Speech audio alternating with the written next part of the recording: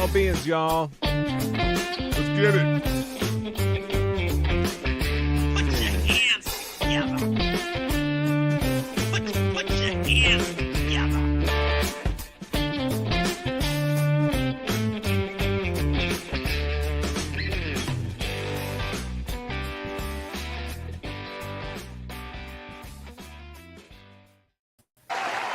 Woo!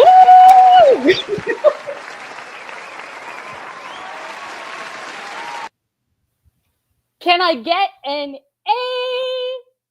amen? Isn't this fun? Oh my goodness. I'm so excited to be seeing all of you. I am not, in fact, DJ. I just have his type of sunglasses on. But very glad to have all of you back. Put your hands together next, who you're all here to see, our co-host today. You might know him from this very show, Call Him All Beings. He hails from Colorado and is one of the most positive and fun people to hang out with.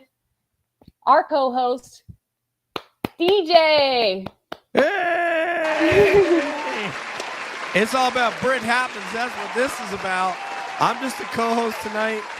We have turned over the cab to my homie, Britt Happens. So I'm just going to let her take it from there. Just happy to have everybody back at Calling All Beings, because what they really here to see is this man.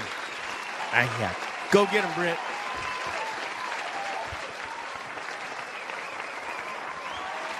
There you go. Oh, Intro. you want it still going. Okay. Yeah, go ahead. All right, everybody. So tonight we are so excited to share a space with someone who you may know from YouTube's The Young Jurks.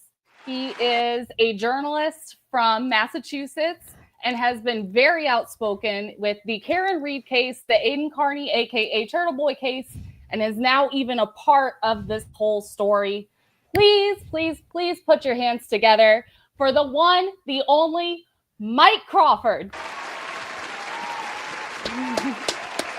Thank you for having me. Thank you, Britt and DJ. Yeah! Yes. I love this brother, and you can feel it right here. Mike Crawford. All right, let me turn it back over to the host of this joint, Britt Happens. Oh, man. Go get him, girlfriend. DJ, you just cracked up. I'm so disappointed that you didn't want me to put on the Hawaiian shirt. I just, like, you're good, man. You can put on I like the sunglasses. Yeah, Okay. you could go change now. You can wear the club, do whatever you got to do, man. It's Go all ahead. great. Man, I even did socks and sandals too. That was an assumption, but I did socks I'm and wearing sandals. I was ready. Yeah. Oh, goodness.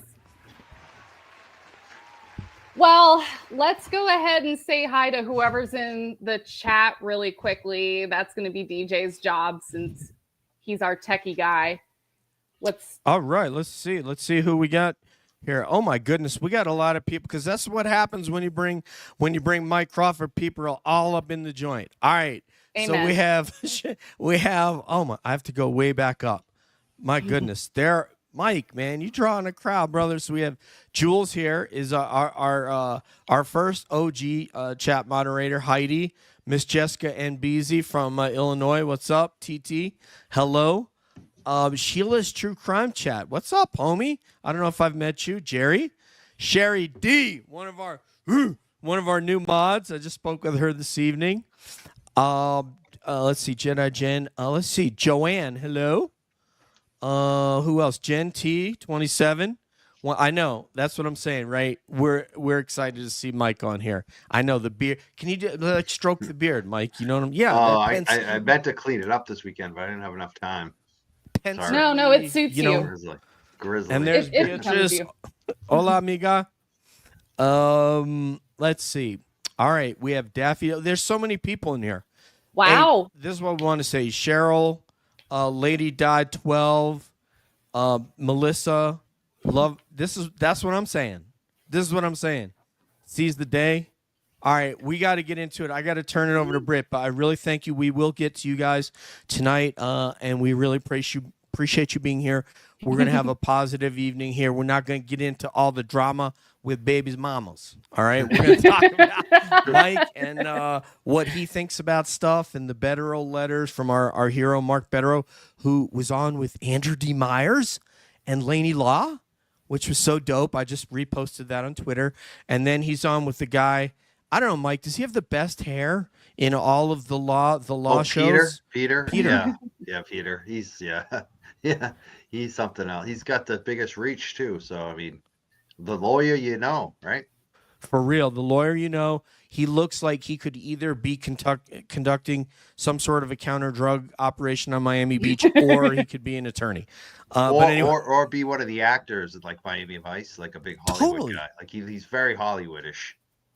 Totally, man. Great looking guy, man. So and Mark looked great on the show because Mark is also a great looking guy. So let me turn it over to the host of the joint because she is driving the cab. And a couple weeks from now, or actually next week, you're going to see Beatrice drive the cab. So, but tonight it's Britt. So, and don't make me turn this thing around. Right. So, Mike, a lot of us on here have been watching your show, obviously, for months, but maybe some of us haven't really been watching since before all this malarkey with Karen Reed began. A lot of us kind of came on after this case really got its gears turning. So can you tell us a little more about the young... She froze, but it sounds like she's trying to tell us about your show that I watch every week, The Young Jurks. Yeah. I mean, my show's been around. It's funny. For like 10 years, actually. It's been over 10 years, but it started off not on YouTube. It was basically internet radio. The used to have these internet radio stations in Boston with studios, and my show was like the flagship kind of current affairs, politics among like studios that were all about musicians, like that local music. That was really what these stations were about. So that's the Young Jurks. Like I've interviewed all kinds of politicians and local leaders, let's say. But more specifically, like lately in the last year or two, my show's kind of been about the boots on the ground on what's going on, kind of watching Turtle Boy, obviously following what he's doing. Because for me, I come from a reporter background. I wouldn't even call myself much of a journalist anymore. I'm more like just a talk show host interviewing people. But I have that kind of mind. Sometimes I'll break news. But I used to be a weekly print alternative weekly writer for Dig Boston for like 10 years, covering like the politics and the policy issues. So I did a lot of writing. I did a lot of reporting, but I just don't have the time. That stuff's very time intensive, and I find it easier to do shows. So with the dog walk business, how tired I get and getting older, I just don't do as much writing or investigating. But I became aware of Turtle Boy, doing that kind of coverage and being more on the liberal bent, working for the weekly alternative print publication in the city of Boston. It's, college kids. That's the type of feeling of that publication anyways. And so definitely became what Turtle Boy was doing. Some of the liberals didn't like it. Even I didn't like it, obviously. But at the same time, I became aware of some of his reporting where I was like, wow, I'm rooting for this guy. Like I started realizing like, here's the number one guy who's backed the blue, and he's exposing the most police corruption. Absolutely. So, and in liberal spaces and left spaces, it's one of the most frustrating things is that when bad things happen, people look away. They don't want to actually expose their own people. So I kind of admire that about Turtle Boy, that he wasn't just cherry picking and just doing one side type journalism. So I like that. And when I saw the Karen Reed stuff, that's what it really like. And there was one story even before that really sparked me when I was watching him go after this dog training facility. Oh. And what happened with those dogs and who these people were. And certain stories like that, I was just like, wow, this guy does journalism. So I started following that, and I hit him up and I had him on the show. And when I had him on the show, I got a huge reaction in terms of some of the left, it's a very small amount. Mostly ratchet type people who have been featured on his blog got really upset at me and tried to cancel me and attack me and all this crap, and it's just been like months and months. Some of those people have been for over a year just attacking me, like making shit up about me just because of it. But at the same time, there's been a lot of liberals like myself who are like, I'm the same way as you, Mike. I don't agree with everything he does, but I like when he does the good stuff. So a lot of people like that. And then there's obviously a lot of Trumpers and right wingers that follow Turtle Boy too. And most of us are really cool. Like, because when it comes down to it, before all this like hyper partisan political shit came over the last 5, 6, 7 years, whatever it is, 8 years, a lot of people used to work together on issues, whether it was left, right, and that, especially local issues. And that's what I'm all about. I'm about like not so much about the politics or being a Democrat or Republican. I've had every single party on my show. I am an independent, unenrolled. I'm not a Democrat. So for me, working with people is great. And that's kind of my thing is like, I've had a lot of experience in campaigns, writing policy, working on campaigns, whether, small Republican campaign I worked up about a lot of cannabis reform, all those decrim, so Here. I'm very up on that stuff and covering that stuff too. So one of the things that I loved about this with what was going on with Karen Reed is looking at Canton, the town of Canton, and seeing this group of women mostly who stood up and said, we want some transparency. We want an audit. We want a police audit. And so for me, a lot of my coverage has been, let's cover Canton. Let's cover it like Dick Boston would cover it, or the Boston Globe if they had, people on the ground that really cared about this. Like, let's cover it seriously. Like, that's what my show is mostly, is giving them a platform, covering it seriously. What are the issues? What's going on? And then interviewing people. And it's kind of worked. I became, like you said, a little bit of a center of the story. I tried not to be. With the cannabis stories, a lot of times I was the center. I was the small fish in the big, the big, whatever that is. What is it? The big fish in the small pond. Yeah. And that sucks because all the pressure's on you. My last story before Karen Reed, the big one, was this woman who died, 27 years old, at a cannabis facility. And basically for the last 5 years before that, we had all the workers on the show predicting someone was going to die. And then she died, and I became friends with her family.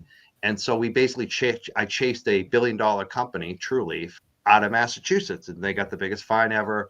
And it was a big win.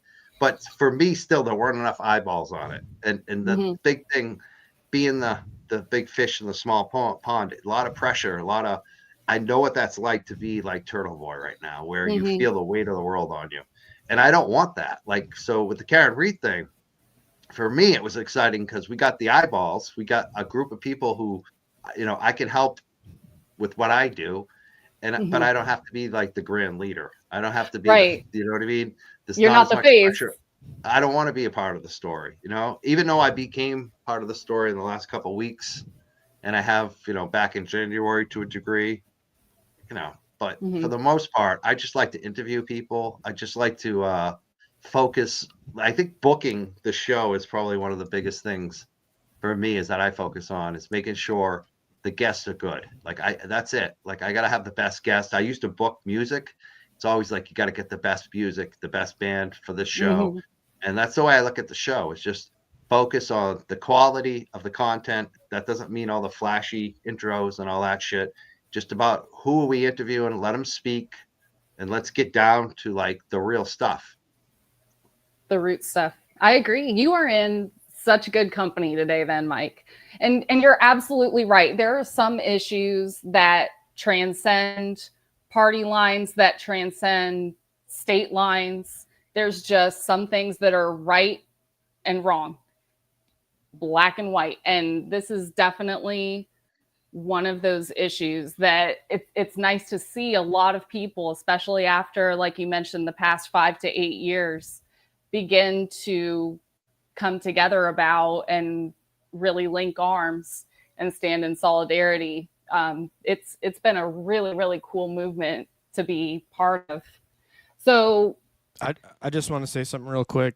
So I want to agree with you there, Mike, because as I've said to Britt in private conversations, such that you and I have never had, is politics is bullshit, and it's all just there are news organizations and politicians that are trying to drive Americans apart. They would have you and myself and Turtle Boy and you and Turtle Boy be at opposite ends and not engage and not find common ground. That's what they want, right? They want to divide and conquer. Sound familiar, FKR Nation? Sound familiar? Yeah. So, and that's any strategic military operation would seek to do this. This is why you do psyops and leaflet drops, of which I've dropped leaflets on countries as well to try to divide. So, anyway, all that said is, but no, I love Turtle Boy, and I just know that politics is crap. But when we look for things of what we can find to come together and agree upon and coalesce on, then we're focused less on these petty, stupid differences that they just try to inflame you with on cable news all day long for those people that consume that. So rock on. I agree with you 100% on that. Yeah. I mean, especially with Karen Reed. For me, this is just it's pretty obvious if you've been following that the law enforcement didn't do their job here, and it's absolutely a lot of it's obvious. So let's do something about it. And there probably aren't more than a handful of people who believe that she's factually guilty. But the ones who do, like, let's just say for argument's sake that I believe she was guilty, I would be even more upset with law enforcement for how they handled this investigation. I mean, the way I see it, when you have such conflicts of interest, you have such misconduct, and you have a complete dupe up of policies and procedures, the way that, I mean, some of this was just a joke. I mean, the solo cups, the Stop and Shop bag, not knocking on the door of the homeowner, Brian Albert. It was just a joke. And so even the people who do believe that she's guilty should be just as upset with law enforcement about this as the rest of us are, in my opinion. Absolutely. They spend more time, it seems like, on the rubber ducks. I mean, Yeah. it seems like they spent more time investigating me, listening to my show.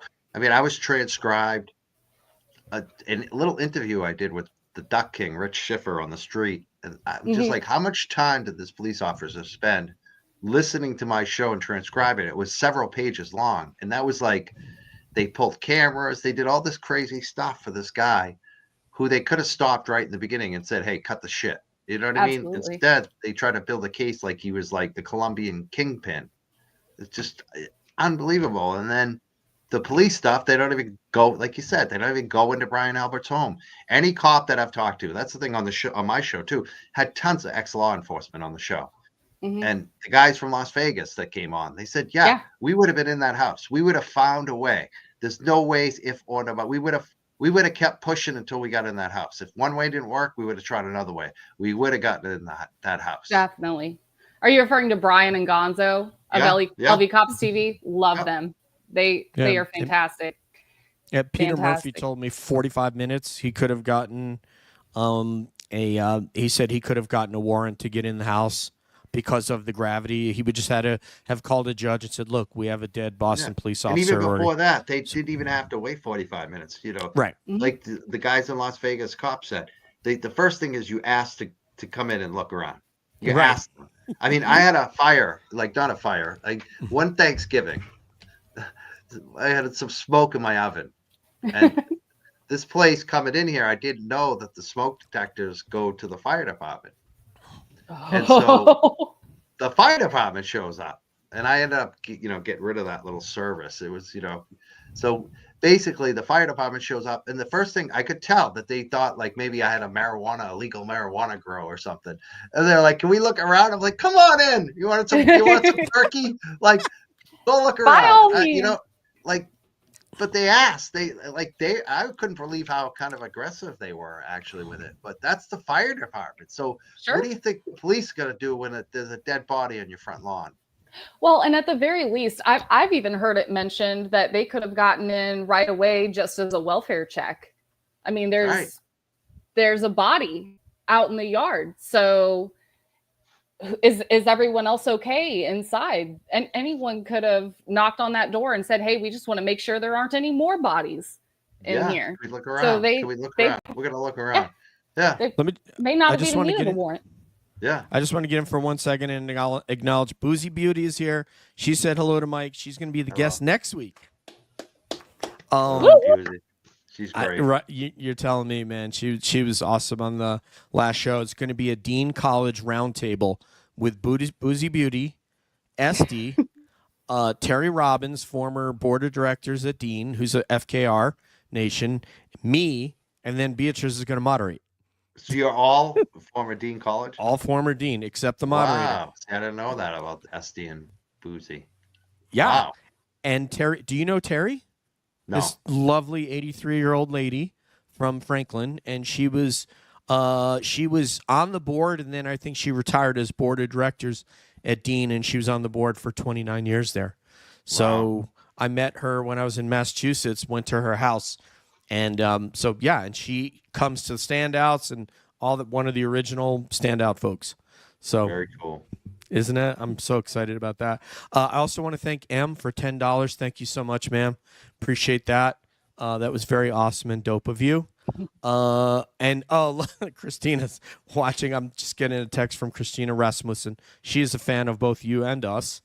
I wanted to say, Mike, I'm fond of saying this, and so forgive me those of you who talk to me on the phone and have heard me say this before, but Mike hasn't, or maybe he hasn't, is that this investigation started when the first Canton police officer, at least of a supervisory nature, stepped on the lawn or on the snow at 34 Fairview, whether that was Saraf or whomever succeeded him. And as soon as they made that decision that we cannot knock on that door, then the investigation was over. Yeah. That was the end of it. We're talking, this could have been 30 seconds. This could have been a minute. There was no longer an investigation. There was, what do we have to do not to implicate or even investigate the homeowner? Because my boss lives right across the street. He sees 10 vehicles out here with flashing lights. He's not coming out. He's texting us, obviously. We don't know that, but we know that he was. We know that he was texting those officers and giving them directions because he was the lieutenant at that time. So he probably told them, don't go knocking on the door. I'm not coming out because if I do, you have to ask questions, and we don't want to ask questions. That was the end of the investigation. Then it was them, as Turtle Boy has gone through at length, is to figure out, okay, what is the narrative that we can go with? Because that ain't going to be it right there knocking on that door. Yeah, absolutely. That's it. The 30-second investigation. Over. Yeah. You're right. Yeah. That makes me Brock ill. towing the car too. He do. The whole thing. Like, it just points to that they made the decision right away, even though they say they didn't. Yeah. So that was going to be one of my questions for you, Mike. If you were going to try to take a hammer at what you would want them to drill down on, let's see, you pick the top 3 things that you want them to drill down on the next trial that they hadn't drilled down on enough in the last trial. And this is not Monday morning quarterbacking. We're just analysts trying to have some fun here, and they're real observations. I mean, Mark is extremely deferential to the skill of this team, and yet he said that when he and Melanie were together a week or so ago, he said they never had a cross on Officer Barros. So that could be something they could reflect on. But what would be your top 3, sir? I don't really think of it that way in terms of. I mean, I've asked Bettero things like that in the past, and it's really hard to be like that quarterback. You know what I mean? Armchair quarterback with these lawyers, because we don't know. Like, we don't know what Bev Cano said no to. We don't know why. They only put 6 witnesses on. I think they're smarter than us and more well-informed, so I don't generally play that game. So I'm not even sure I have a top 3, but one of the things I would like to see definitely brought up is that the introduction of the mirrored video the mirrored Sallyport video, Hmm. how that happened, why it happened, when did Bukaki know it was mirrored, all that stuff. So that would be one thing. Things that perplex me right now is what the prosecution is doing. Like Hank Brennan, like I'm Oh, not yeah. impressed. Like I don't know. I was expecting something more than Hank Brennan. Like when I saw him, like the voice immediately hit me. I was like, I know it's like kind of superficial and shallow to be talking about the sound of someone's voice, but it just sparked, like it just, to me, after hearing Lally's voice, Hmm. that awful voice we had to listen to for all those weeks. Months. Yeah, months. And then hearing this guy's voice, I was just like, oh boy, this is not much of an improvement. It's just like Your Honor, maybe a I'm shiny going to wrapper. be very Yeah, transparent. Yeah. yeah. And then like the stuff that they're already doing seems like, number one, going after the journalist again. And especially with, all the shit that I've been revealing about what they did to me, it's like you really want the journalist to be pissed at you again.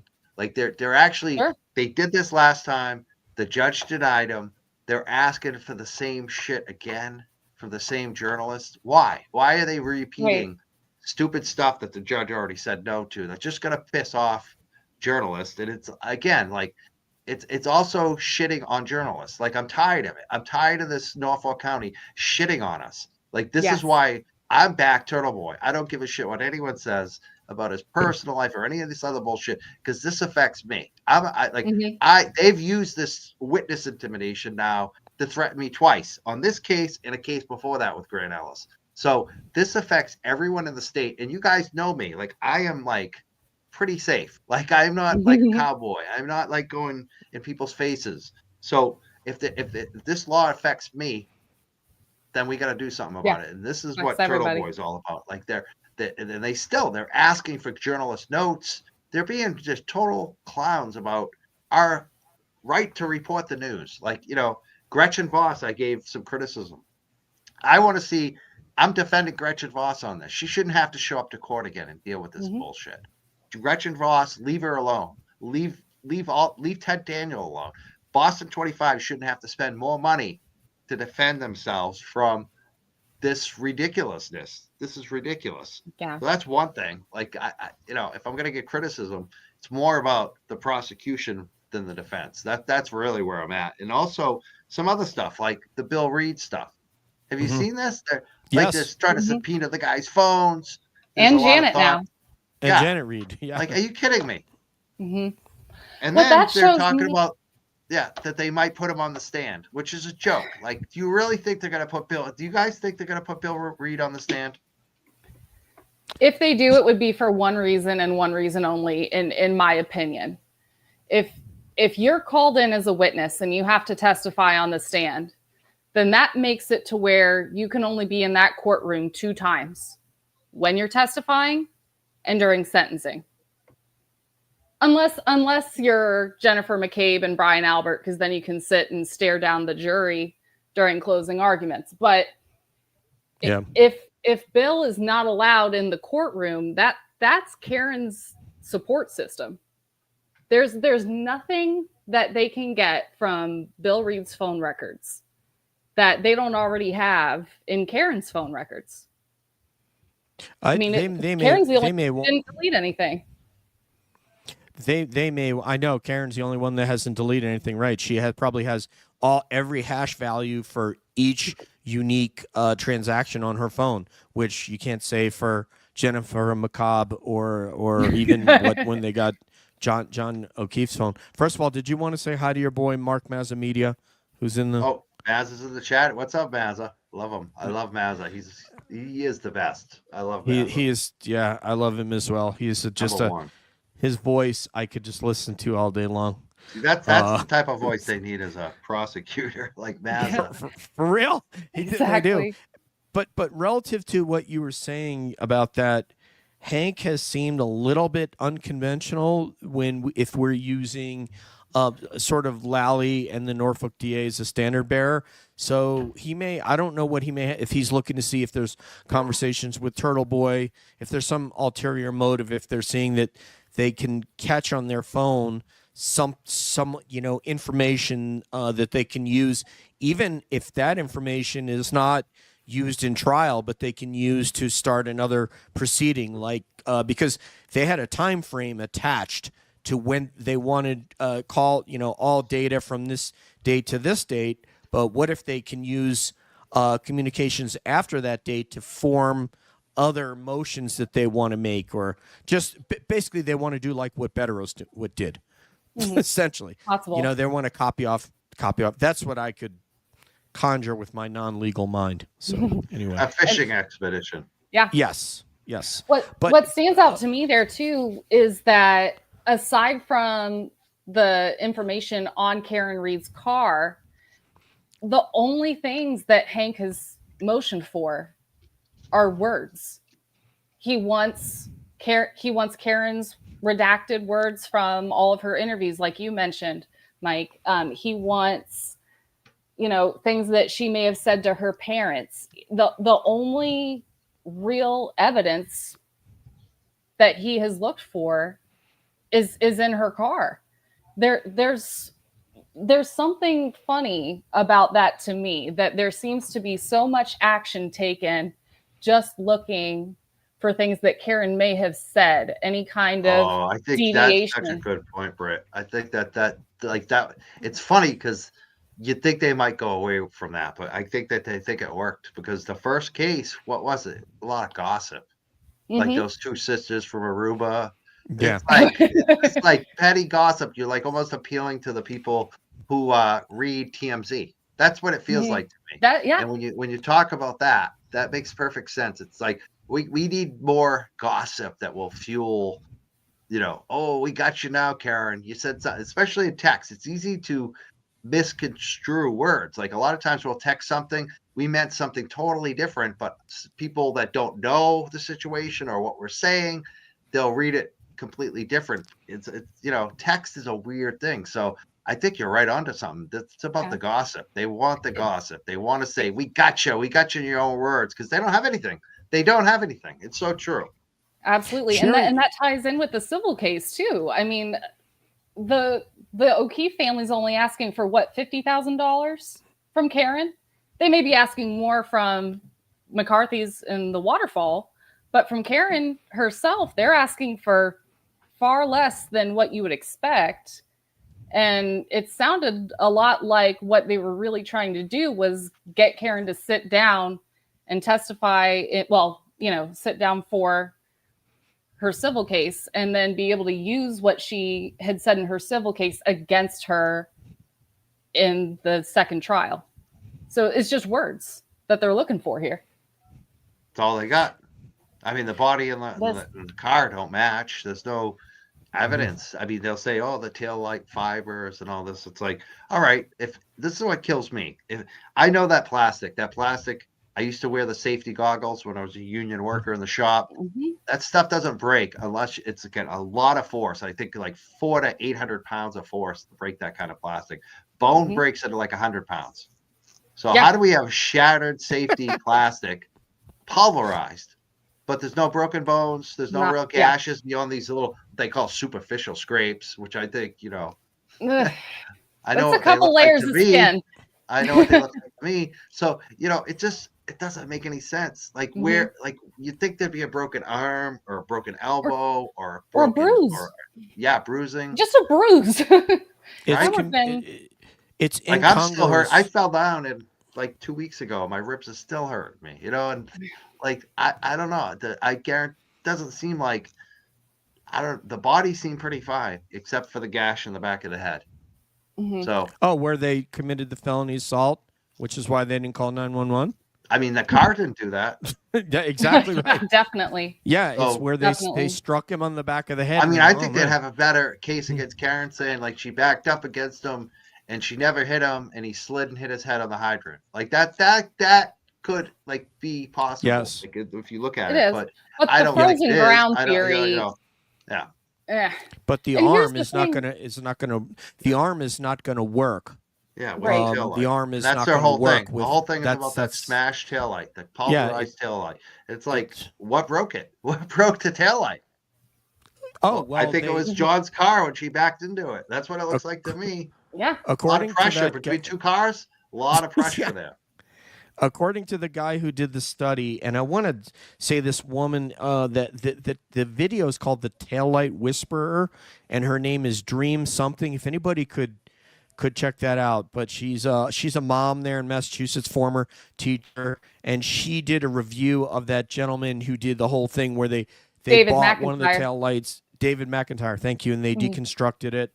And she went through where all the LEDs and the diffusers, and they think it was a pinch point bar is what smashed that. Not even a hammer, but a pinch point bar like you would have it at a body shop that they used to smash that taillight in that manner. But it certainly, as you said, was not his arm, and it's so absurd, which is why Turtle Boy doesn't want to entertain these idiots.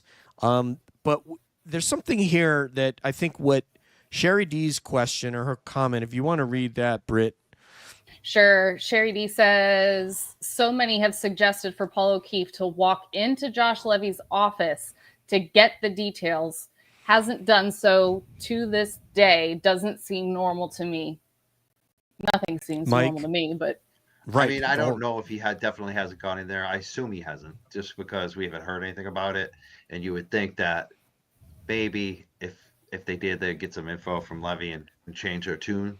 But I don't know. I mean, I don't like to really speculate on what they're doing. And yeah, you know, well, all I know is if I were in Paul O'Keefe's position, I would want to know the truth. Yeah, I think that anyone would. Yeah, and I would be far more likely to get that from Josh Levy's office than I would be buddying up with Brian Albert and Jennifer McCabe.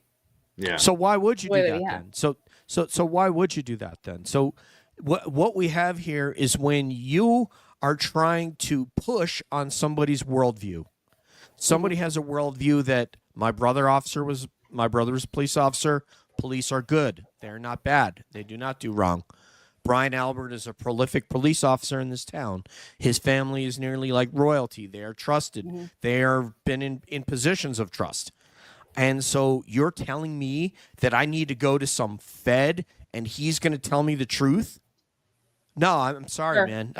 That's not happening because I trust, and I'm playing the role of O'Keefe right now. I hope if he has it, he does go. I mean, that's what I would suggest, but I don't know. Maybe he has gone. Maybe Levy didn't tell him anything. I mean, we don't know, right? Well, he would have. I mean, if he gave 3,000, he could have said what's public. He could have said, I sent a letter to the Norfolk DA's office right here saying that we have very, very strong conviction that this woman, that the crime did not unfold in this way. And we gave them 3,000 pages of documentation. And you know what? I can share these 7 pages with you, whatever. But we as a community are asking someone, we are challenging their worldview. And when you do that, it's like, Mike, we've talked UFOs before. You're telling somebody, you got Lou Elizondo and those guys, or Admiral Gallaudet is on the Hill the other day saying, this is a real thing. And there are people, I know people that are like, this is not a real thing. I don't care what you say. My worldview is this doesn't exist. And Britt also and I have had these conversations. She's had a UFO sighting herself, and so have I. So, but all that aside, the point is when you challenge someone's worldview, they push back, and that's the only reason. And plus, you have the most prolific family in the county that has wrapped its arm around you, with the quarterback, Jen McCobb, being the chief person, inviting people over her house that she would never cavort with or never break bread with in another situation. But so he wants to believe that this is the case. I also think they jumped to the conclusion right away that it was that way, just like the police did. And I think they were probably influenced, like you said. And I think once you take a stand like that, it's hard to back off on it. Yeah. Well, we know that Peggy definitely took, made her conclusions pretty quickly. So. Yeah, glare raid. What is a glare raid? You're gonna have to explain that to me. I mean, Sarah the show's over, and he told people to come watch us. I guess. Thank you, Sarah. Shut. Glare. Claire, I appreciate you, and thank you, Sarah in shock and horror.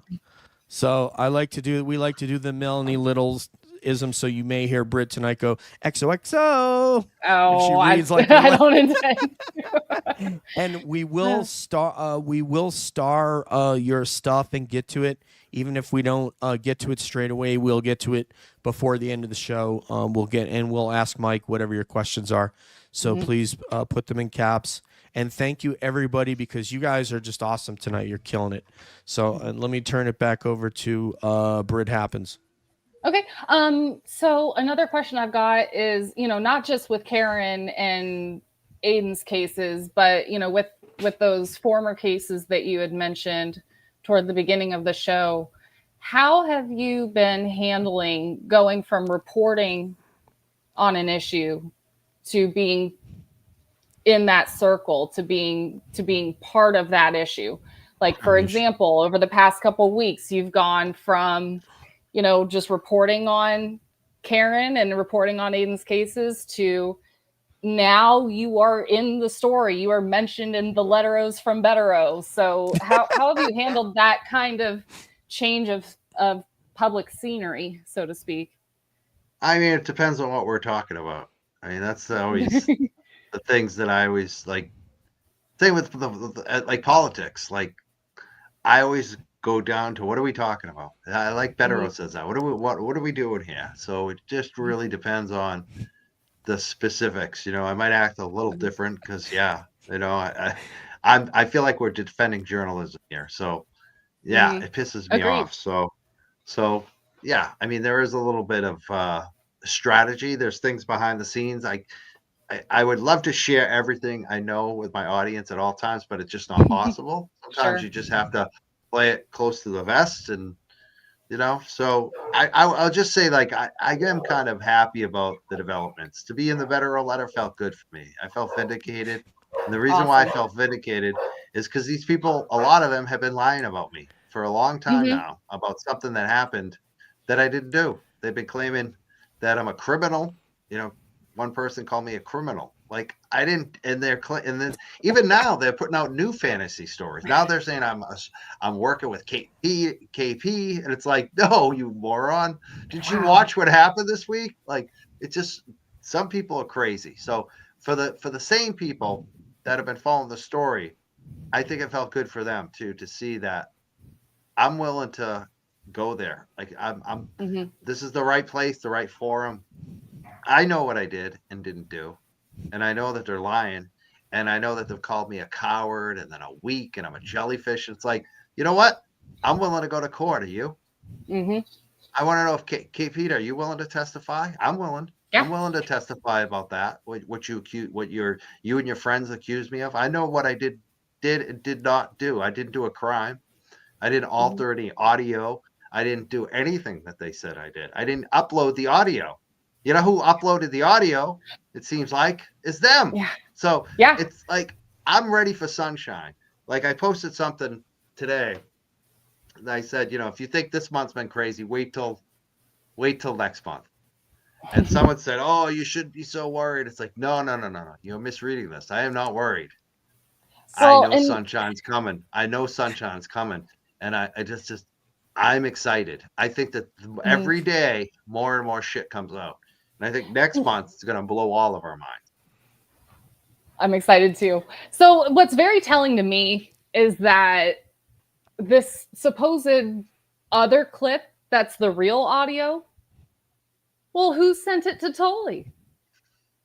That was Kate Peters apparently. Yeah, it's funny because Kate Peters on her show when she was attacking me said she only talked to Tully a couple times, but I think it came out in the court document, in the Better letter there, that and some testimony and some grand jury testimony that Kate Peter actually said it to Fanning, and then I think Fanning sent it to Tully. So it's like, a lot of law enforcement contact. And it's if you've been following what I've been saying for the longest time, I've been pointing these people out. And I said, these people are trying to set people up. They're working for law enforcement. You got criminals. You got the real criminals. I'm not up on charges. Kate Peters is facing charges. So, like, look what's really going on here. It's Go ahead. Mike, I have one question about KP's and you working for her. Do you know if she matches 401k contributions or no? Oh God. I know I don't have a 401k anymore. I have a Roth IRA and a traditional IRA. I'm self-employed. I might look into like a SEP plan next because I'm like maxed out. All right. That's, Yeah, and because I if have she, no employees. I don't work for anyone. I don't have any sponsors. The only money I get is through my listeners. My listeners are my sponsors. So, I would never. I don't want to talk to KP. I'm not looking to be her enemy. I'm not looking to be Yeah. her friend. I am kind of sickened by what she did to me over the last year, and then pretended that I'm some kind of snowflake because I reported on it and told people what she did with Tully, and everything's coming true. I'm not afraid of her. At one point, I was a little frightened of her when they were trying to, do that back in January before I had an attorney, before I knew all the details, before I said, you know what, let's see how this pans out. Let's see the facts of all the shit that they're alleging, and nothing's panned out for them. Every time they now it's new theories for Karen Reed. They're going to come up with all these new crazy theories.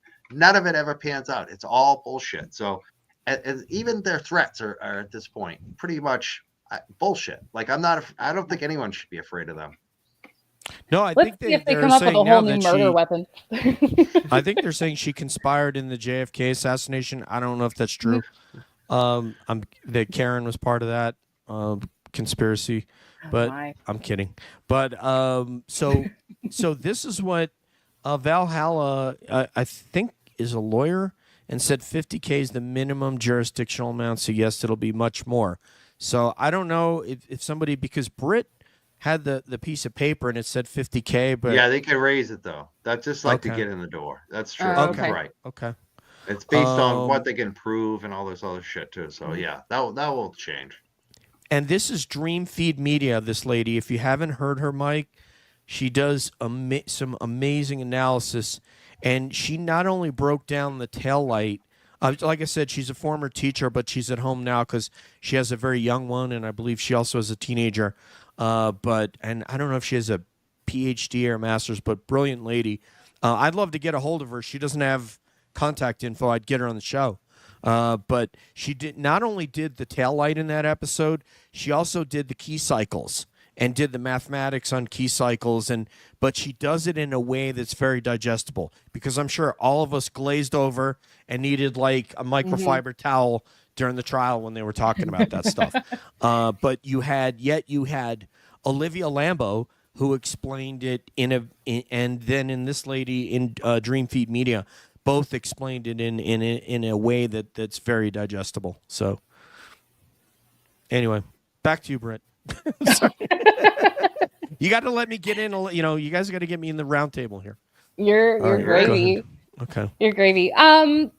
So a lot of what you said kind of already answered my question, but just to kind of make it a little more clear, like if you were to go back to the beginning of this case, would you have reported anything differently? Would you have engaged with anyone differently?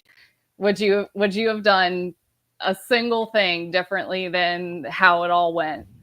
Possibly, in terms of maybe one tweet and how I worded it. Maybe I was a little too reactionary, caught up in emotion or whatever, but it was intense, and so maybe that, but beyond that, no. Like I would have still done the same thing. I would have put out the tweet, like they even tried to say that I did some witness intimidation because I put out a tweet about some audio I heard. I mean, that's where this all started. It's like, so I still would have done the reporting. I mean, that was the story of the week. Everyone wanted to know what the hell was going on. I was the one who reported first what I heard, which is become the story for the next year, about that audio.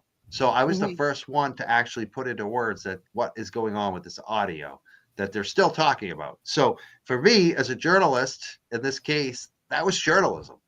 And this is what I'm defending again, is our right to do journalism, to report.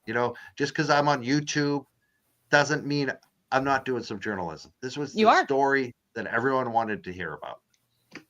So no, I wouldn't have changed much. Is still journalism. I mean, and maybe I would have changed the way I reacted during that period, because I was freaked out. I was losing my shit. The pressure that they were putting on me.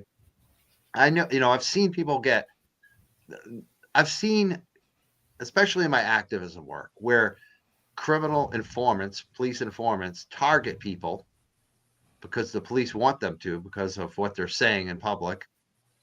And I've seen that happen before with criminals setting people up for things that they didn't do. One person that I reported on was named CJ Bunn. The criminal informant said he bought drugs from CJ at his house at a certain date. Well, CJ had been in the hospital for like 2 weeks dying, like 80 miles away in Boston, didn't leave the hospital bed. So obviously the charges got thrown out, but I've seen that stuff happen. So when I see that they were targeting me after they put Turtle Boy in jail, I freaked out. I knew that what was going on, but I did my best to play the game. And I got a little mental health counseling just to make sure I was good, which I hadn't done in over 30 years. And then I did the most important thing is I got a kick-ass criminal defense attorney. And I told those Fs, if you want to talk to me, come talk to my attorney. And then it ended. I mean, so I would do everything the same. Test. Can you guys hear me? Yeah. Yes. No. Okay. I don't know, because I had to change I changed that mic setting back because I've never seen that happen before, Mike, that the mic I selected, which is that one, should have worked. But you hear me okay? Got good audio? God bless you. I want to give a shout out to Sarah from Shock and Horror who said, finally, I pronounced her name correctly. And you know what else, Mike? I could also do CF McCarthy's. So, no applause, nothing. I mean, this is a tough audience here. Wait a second. Let's hear your Dr. All right, Sheridan. go F yourself. How's that? That's a Boston response to you. Because you're not from Boston. You're making fun of our accents over here. I'm not making fun of you. Dude, I went to school here. You are my people too. Remember that? Yeah. Is that in New Hampshire? Is Dean in Boston? No. Dean is in Franklin. Oh, my God. What is it, Franklin, Mass? Yeah, it's like, what is it, 35 miles south of Boston? All right. You're a suburban Boston guy. All right. Well, you know what was really interesting is I got on the phone. You were just visiting, though. You're not from here. I'm not from there. No, I'm a New Yorker. I'm a New Yorker. Oh, F yourself then. Go F yourself. Go F. I don't want. I try not to curse on air. F the Yankees. Yeah, so, I'm not swearing. I'm using the F word. No. So I also want to thank Sarah. Thank you so much for gifting 20 memberships. Every time you come in here, you're like extremely generous, and thank you very much. I really do appreciate it. But I called the aforementioned Terry Robbins, and we were discussing, frankly, the Sean situation and her possibly mediating. And I asked her about the accent because her accent doesn't sound like Franklin. And she told me that she is from outside Dorchester in a place called St. Pat's Parish. And she said to me, the people who are really from there, when you ask them where they're from, they're going to say the parish. That's how you know they're legit. So that, of course, resonates with you, Mike. You know all that. But it was educational for me. In a parish myself. Yeah. Even in the sticks. Yeah. And this gentleman right here, we have another gentleman here named Mark Cunningham says, also, go Dean Bulldogs. Man, we sucked at football. I want to say this, Mark. When I was there, we were 5-2-1. Our All-American running back at the time is now a police chief of a big city in Massachusetts. So we were good when I was there. Obviously I was there for homecoming this year, and things are not good at Dean, but I'm trying to convince one of my teammates to go back and coach there. So anyway, that's all I got. But thank you everybody for that. That's real. I really appreciate that. Let me go back to the live chat here. Jen, she likes that I said Jen McCaw. So, Glenn, thank you. Hey, welcome back, brother. Appreciate you. Mike, regarding that situation that happened with you, I think anybody would be like that, and I think I had a couple of conversations today in defending Turtle Boy, whom you know far better than I do. But people have to understand when you have 18 indictments that are against you, that's a lot of pressure every day. That can really do a lot with a person's mind. And if Judge Judy were here, and I'm an avid consumer of Judge Judy. Yeah, she's from Brooklyn, Mike. That's all I got to tell you. And she says she is incredulous when courts are being clogged up with absurd effing nonsense.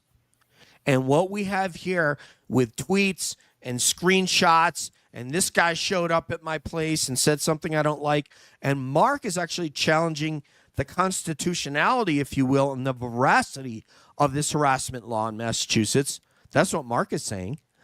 But we're clogging up the courts with this absolute stupidity when there are actual crimes being committed here. Yeah, especially some of the charges too, like the better letter that I'm part of, right? The most recent one challenging the witness, because the witness has basically been publicly lying about me. So what kind of credibility does that witness have? And think about even beyond that, beyond the fact that she's lying, saying I did a crime that I didn't do.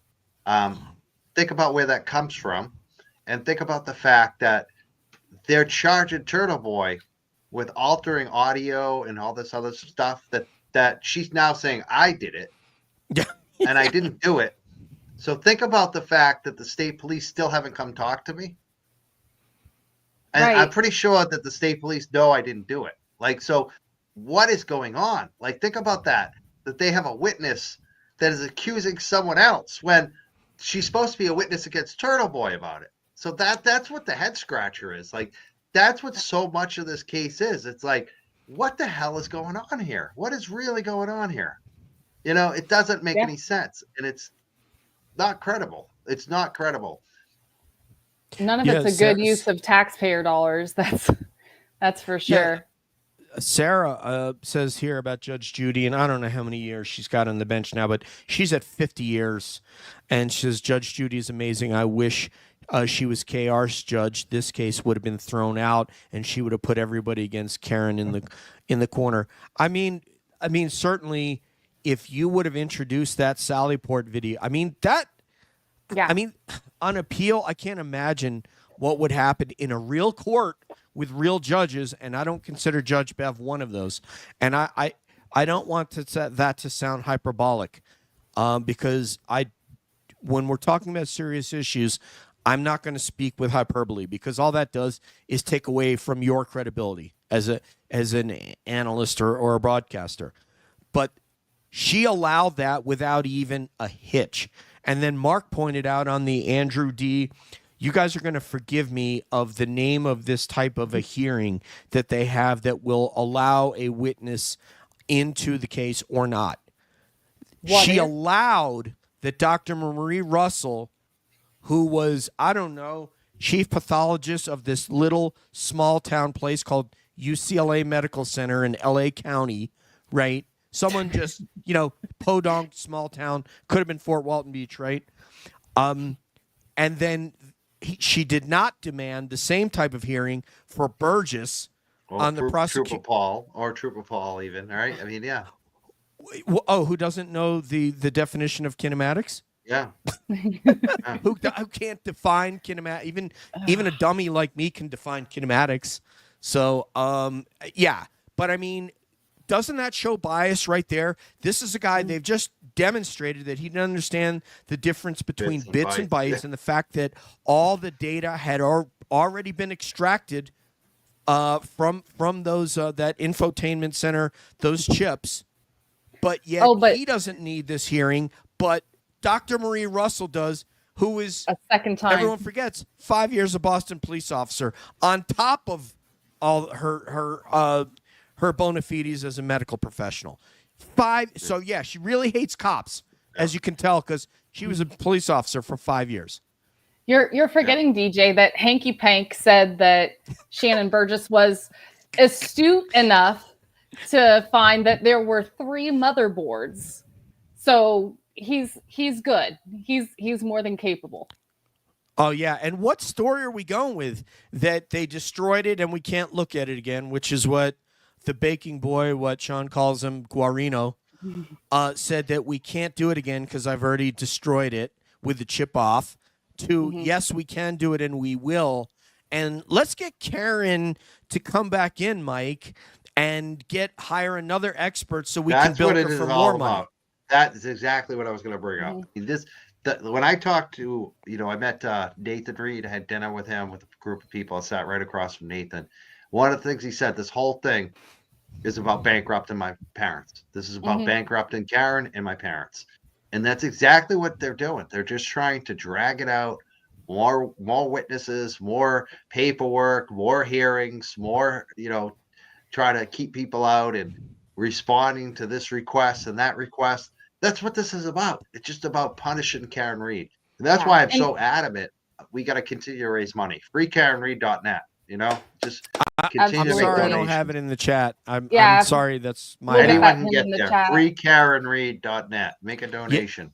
Jules, and will you make please put that up so that 1 second. Jules, will you please put that in the chat so I can put it up there? I got to figure out how to pin it, or Michael do a tech support call at $25 and he'll teach me how to do it. Free. Mike, that was supposed to be funny too. Free. I said it's free. Oh, free. Okay, good. Free. All right, so Jay-Z, you went to Dean. So I'm going to invite you to our roundtable next week. If you want to go, it's going to be myself, SD, Boozy Beauty, and former board of directors, when you were there, Terry Robbins. If you will email either on Twitter, hit me up at what you'll see my profile name is, or callingallbeings, the number 1, at Gmail, and we'll get you on that roundtable if you want to talk Karen Reed. That's what's up, homegirl. All right. And what's this next one? I work for AIG in annuities like Mike. That's what's all right. Long time ago. Contact me. All right. All right. We'll get back to business here, and then we'll do super chats later. But Judge Judy did my parents' divorce. Oh my God. Are you a New Yorker? What? Must be. What? Please Thanks pass for the the pepper must super be chat. New Yorkers. He doesn't mean that. Please pass the pepper. He does not mean F New Yorkers. He said F the Yankees. And as a Red Sox I fan, just said it to DJ because he was mocking us with our Boston accent. I am not. That is not. If you're mocking. a New Yorker, you don't touch our Boston accent. No, You don't. I do Imitation is the accents. purest form of flattery, Yeah, Mike. That's why she asked me to do Dr. Frank Sheridan. Mike, If you want to missed see mocking, Yeah, you better- go. Mike, Yeah. you missed the episode And- when I did Dr. Frank Sheridan. If there's who Goodwill, clearly if there's talked about Goodwill the Hunting injuries. 2, DJ, I don't want you playing like the guy from Boston in it. I know. What? Now, if you want Don't to see a take all mockery, the pots from us. right? I did a pretty good mockery of Beverly Cannoni. Oh, That's her- fair. Your That's Halloween Bev was awesome. That's, Yeah, You did an that's fair. awesome Halloween Bev, man. That is I'll- fair I'll- game. By the way, I'll I want send to up a mention link. to you. I want to mention to you, Mike. So Britt will be up for the FKR dinner, and we also have commitments from our friend who's from Worcester, and his girlfriend, the one who I talk about cats all the time with. So hopefully you're going to be able to make that, and I will probably ask you to help me choose a place because a lot of our free Karen, you're on the list already, but a lot of the free Karen Reed colleagues are, I don't know, what would you call them? They're apathetic about selecting a location in a place, right? I'm gonna Yeah, pick we the have North Shore then. I'll feedback. pick North Shore. North Shore. Yeah, but That's all. I want it walking distance from my house, and we're good. Yeah, that'd be perfect. Thank you. That's so considerate for you to do that to me, DJ. Yeah, so January 12th is when we're having this dinner. Somewhere, place TBD, time TBD. But we're gonna do this damn thing. I think we've Definitely got about don't 20. announce where. Right, yeah, we've got You about know, 20. Right? No.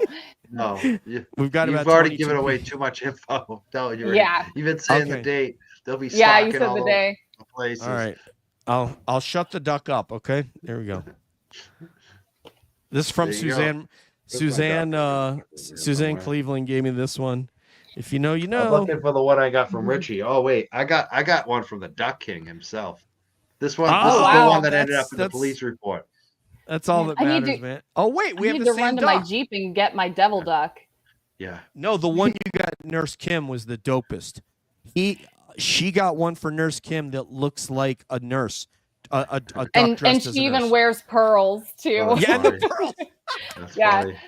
I mod for Nurse Kim, and Aw. oh god, as soon as I saw that, I just sent it right up to her house Perfect. immediately. Oh, it She's was coming funny. on. She's coming on my show tomorrow night, Nurse Kim. Oh, I'm looking forward to great. it, 6 p.m. Yeah. I will watch. I will watch. So make no mistake, guys. This is a common tactic that Mike mentioned a minute ago about motions and filings, all for the purpose of draining the defendant of funds and the ability to do what they have the right to do, which is defend themselves. That's very, very common. What you see a lot is people who especially are middle class, who don't quite qualify for a public defender, but aren't affluent either. If you can't get a public defender, then a private attorney can cost a lot. I mean, a lot, depending on your indictment. Just retaining somebody is enough to bankrupt somebody. So it's very common to see that. It doesn't just happen with Karen Read. And that's something that I've kind of always talked about, is the influence in trying to get someone to plea out. And my opinion is that the Commonwealth of Massachusetts had no intention of this ever making it to trial. They didn't think they were going to have to put up a valid case to begin with. They were planning on having Karen Read take a plea bargain, and Turtle Boy threw a wrench in that whole thing when he exposed what was happening, and she started getting support from the public and people began donating to her defense fund. That put the Commonwealth in a very uncomfortable position. And so I think it happened even before Turtle Boy too. Yeah. Because Very when possible. Steve Scanlon came along, Karen and Yannetti started going, wait a minute. And I think, Karen, the fact is most people will take the plea bargain. That's what they count on. 9 out of 10 will take the plea bargain. This 1 out of 10, like Karen Read, that are like, you know what? I'm innocent and I'm not taking a plea bargain. And that's it. Yeah. Like that. And then they're going to try to punish you.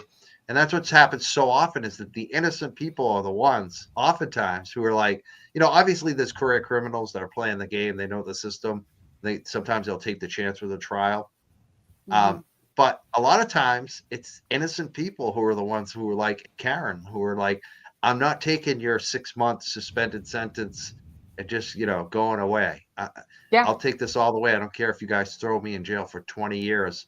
Yeah. I'm going to go. I'm going to fight this. And I think that's what it came down to, even before Aiden. Obviously, Aiden made it a totally different thing. Phoebe corrected me. It's a meal of food. You are correct, Oh, my Phoebe. I goodness. misspoke. It's difficult to change my vernacular, but in honor of Turtle Boy, it is being called a meal of food. You are correct. And in all my written communications to folks, I'm saying meal of food. So you're right. I'm sorry. I digress. Actually, Rochelle had something I wanted to bring up here that I wanted to get Mike's reaction to. So there's the, I don't know, 3 liters of blood 3 liters. that were not found outside. And I think what Rochelle is asking is, do you think that that should be hammered on more at the second trial? Is that something? I mean, that how you do would they wanna- hammer on it? That's the problem when you're Well- it's easy to say, yeah, you should talk about it, but it's how who are they going to bring in to talk about that? Do you know what I mean? Well, Like that's which that's person what they're they going to do. question or have a witness on it. And I think also lay people don't know. Like, I don't know either. Like, to me, if you're looking at, like, the body was found on the grass, which is dirt and grass and snow, Snow. like, blood's going to dissolve, right? I mean, I don't know that. I mean, Yeah. blood leaves. There's a lot of trace evidence. It's a considerable amount of blood I mean, that they was did get not some blood, present. but you don't expect them They- to get 3 liters, though, when it's on. I don't know. I mean, It- I guess and no. I could see where people Well- go with this, but I don't know. Well, I think there's if so that much ground's more they can frozen- focus on. Go ahead. Well, here's the idea. This is the idea. Yeah, there was snow, so in theory, it would have frozen. But in any kind of an operation or a mission, you have to do it. And this is what we did when I was flying: is we would sit down and sit around a round table, sometimes with beer, sometimes it was pleasant, sometimes it was really not pleasant, because somebody wrote down what I did wrong during that mission or that flight, and I wrote down what they did wrong, and we would sit there and trade barbs, and you develop very thick skin. So when we have a trial here, we could sit there and say, oh, everything was awesome, perfect, run it back. So what I'm doing as an analyst is not criticizing people whom I regard, who I would hug and handshake if I were in their presence. And I did have an opportunity to speak with Unetti once. Is that what could we do better potentially? Yeah, but how do you bring it? Like, that's the thing I don't get, DJ. You're talking about how do you bring the blood in? Answer that question. How do you? I don't know that. But in analyzing it, I would ask them to say, is there a blood expert? Could you? You're presenting it not as you should have done this, and because you didn't do that, you're an idiot. It's more like, hey, how could we do this better? Is this something that we? Is there an expert that we could talk about more to say, hey, I think the problem the defense has is they don't have unlimited funds. Like they're already paying for so much for these experts. Like adding more experts. I mean, they have added some more. So I don't know. I just feel like we'll get Nurse Kim. She'll do it pro bono. We'll get Nurse Kim in there. What is her experience collecting blood on scenes for evidence? I mean, it's just. It's like Chipper Paul. I mean, I know, right? Who's not going to love Nurse Kim on the stand? She's got the jury eating out of her hand. Bev will let Nurse Kim in if it's for the prosecution. I mean, there's no way she'd make it through a voir dire. You're right. She doesn't need to have that hearing, whatever that hearing that they're going to make Dr. Russell do, or Dr. Sheridan with a very heavy breathing before each exclamation.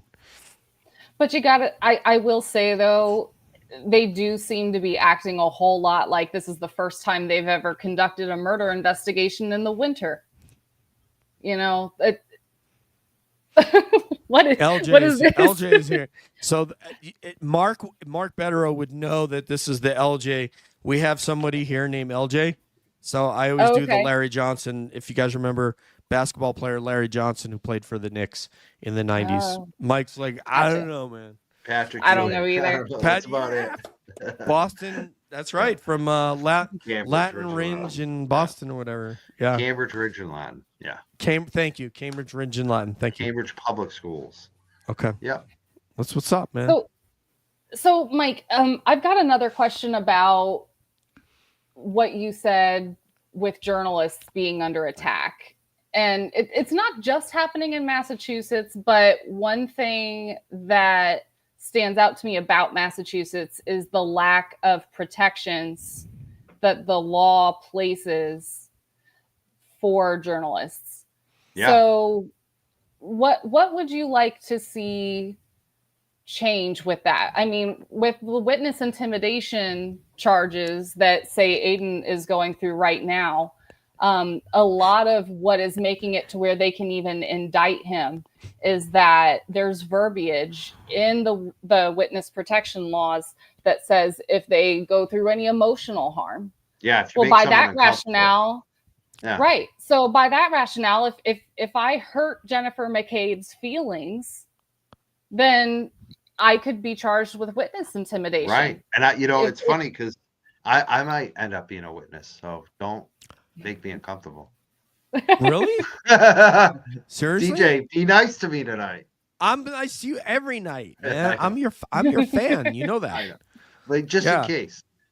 No, absolutely. Don't make me uncomfortable. I know. I think Brett had a question too. I'm sorry.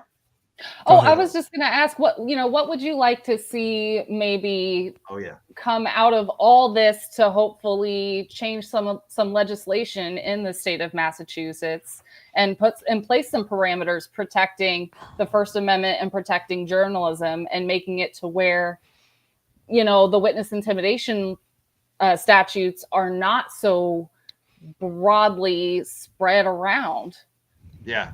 I think there's two things. Like I don't fully understand the journalism.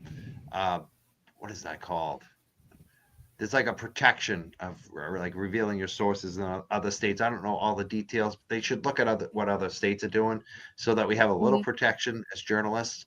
I remember back in the day, one of the Boston TV journalists went to jail because she wouldn't reveal her source to a court. So there's no protection there. So I would like to see Massachusetts enact what other states are doing to protect journalists in terms of sources. That's number one. But in terms of the witness intimidation, it should be like other states. Like our law is the most aggressive. It says that if you make someone uncomfortable, it shouldn't be that. It should be what witness intimidation was supposed to be. Threats of violence. That's different than making someone uncomfortable with your reporting. So Right. it should be kind of dialed back. They gotta go back to the drawing board. Yeah. And make sure that Bribery, they're protecting free stalking, speech. threats. Yeah. Like, Yeah. It shouldn't be just because I said something that made you sad. That should never, because I always bring up the fact that in Boston and Massachusetts at one point, the FBI had killers who had killed women and children. These mafia guys, the Flemmies. He was a witness. So if one of your family members got killed by him, and you made him uncomfortable, the killer, like that's a criminal offense. Like that just doesn't pass the sniff test. Like we really need to dial it down to what other states are. And maybe this Turtle Boy case might change the law anyways. Like that's what I think Tim Bradle and my friend Mark Betterow, both of them guys, I like both of them. I'm friendly with them. Hopefully that's what they win. Some precedent to say, you know what, you can't just put someone in jail because you feel like they made you uncomfortable. Yeah. Especially since uncomfortable is Brian Albert's default setting. So, or at least it looks like. But is there a statute against the judge intimidating lawyers, like saying to them stuff like, "Hey, why didn't you take the red eye out here, Mr. Jackson?" I mean, right? She can't even that might have hide. made him uncomfortable. I don't know. I think a judge is probably excluded from that, right? I sadly, because she can't. Excluded from She's not everything. even aware enough to hide her bias. Like she doesn't even. She doesn't even. care. It's He very doesn't consistent. care, TJ. It's care. consistent with Morrissey. It's consistent with this trooper cadre like Bukaki and Tully and Fanning and Proctor and this entire crew. They don't try to hide that they have no morals and no ethics and zero sense of propriety. They don't even pretend that, oh yeah, this is a thing I really care about. Okay, seize the day. So Seize the Day says to you, Mike, so wait, there's never been a homicide in mass in winter. Do they not know how to do it? Of course they know how to do it. The state police know how to do it. They just didn't do it right. I mean, it's obvious. You know what I mean? The fix is shouldn't in. you like get a backpack blower and blow all the evidence out into the street? Isn't that the thing that you would do if you were an investigating officer? Is like, I'm not a get cop. a backpack I don't blower. investigate homicide, so I wouldn't know. But obviously, these guys know what they're doing. Proctor, this isn't his first rodeo. There's a reason why it was screwed up. It's not because they don't know what they're doing. Maybe they police proved don't know that what with they're Brian doing. Walsh. But the state police know what they're doing. And they proved that with the Brian Walsh case. I mean, Right. Brian Walsh's conviction was more or less clean by the book. And so they obviously know what they're doing. Thank you, Sherry D. She just gifted 10 more memberships. You're awesome. We're going to get to that, but I think, does somebody want to read Lindsay's question for Mike? Go ahead, Mike. They need to drill into Jen McCabe a little more about why she searched at 623 and 624 when if Karen Reed truly asked her to Google that, her search at 623 would have been sufficient. And there's a part 2 to that as well. I mean, one of the things I think about that is we brought up like things maybe they should do next time. That could be one, to just say, hey, where were you? We got the videos, we got the dash cams, get these cameras. Where were you? When did Karen tell you that?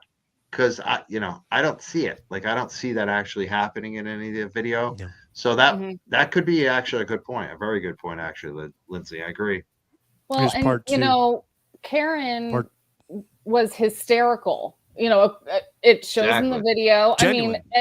At what point would she have gone from out of sorts like that to giving Jen an instruction to research how long John O'Keefe must have been in that when did you yard? do that? Where did you do that? Like, show it, Right. because I think she would have trouble with that. But the question is more about the second part here is they're saying, she did it twice. Like, why would she do it when she had the same results? Yeah, maybe drill down on that too. I don't know. I mean, things like that, the questioning on things like that, I think it's easy for someone to say, I don't know. You know what I mean? Like, it's not going to be that revealing on the stand but you never know. I mean, it depends on how Jen reacts, but I just feel like a lot of stuff, it's easy to say, I don't know. Like the butt dials, right? I don't know. Yeah. Whatever. I don't recall. I don't recall because you can't perjure yourself if you say, I don't recall. But right now, Britt, if you'd read this one, because I know you're going to enjoy the hell out of this one. Okay, so Sam says, I wish Bev would take a red eye out of that courthouse and go read a book on the Cape about being unethical, biased, unprofessional, and know what integrity means. I mean, I have nothing to add. That was very well put. I do. Sam, she wrote the book. So she doesn't need to read it. I mean, this is coming from before I had Mike on the show, before my first communication with Mike. Speaking with one of my high school classmates who's worked in a law office for the better part of 40 years, between 35 and 40 years, was this discussion. I was like, hey, Jill, she seems biased to me. And now Jill's watching court. She watches court TV all day while she's at work at law office. And I said, well, I'm going to tell you, man, she didn't think so, but a lot of the narrative she got was from court TV, and she kept saying, "Oh, I don't know. I think Karen maybe hit him, but didn't know." And I'm like, Jill, man, dude, you really need to dig into the trial, man, because you're not going to get it from Vinnie Politan and whatever that other person is that has on Coffin Daffer. So, Sherry D, thank you for not only being an amazing friend. I got to speak with you today. But also being incredibly generous and being a mod. You're like the triple threat of awesomeness. Also from Brooklyn, New York, baby. And we have Pass the Pepper from the Bronx. Yo, I'm from the Bronx. How you doing, Mike? So anyway. Oh, you want? I'm gonna start making fun of a New York accent there.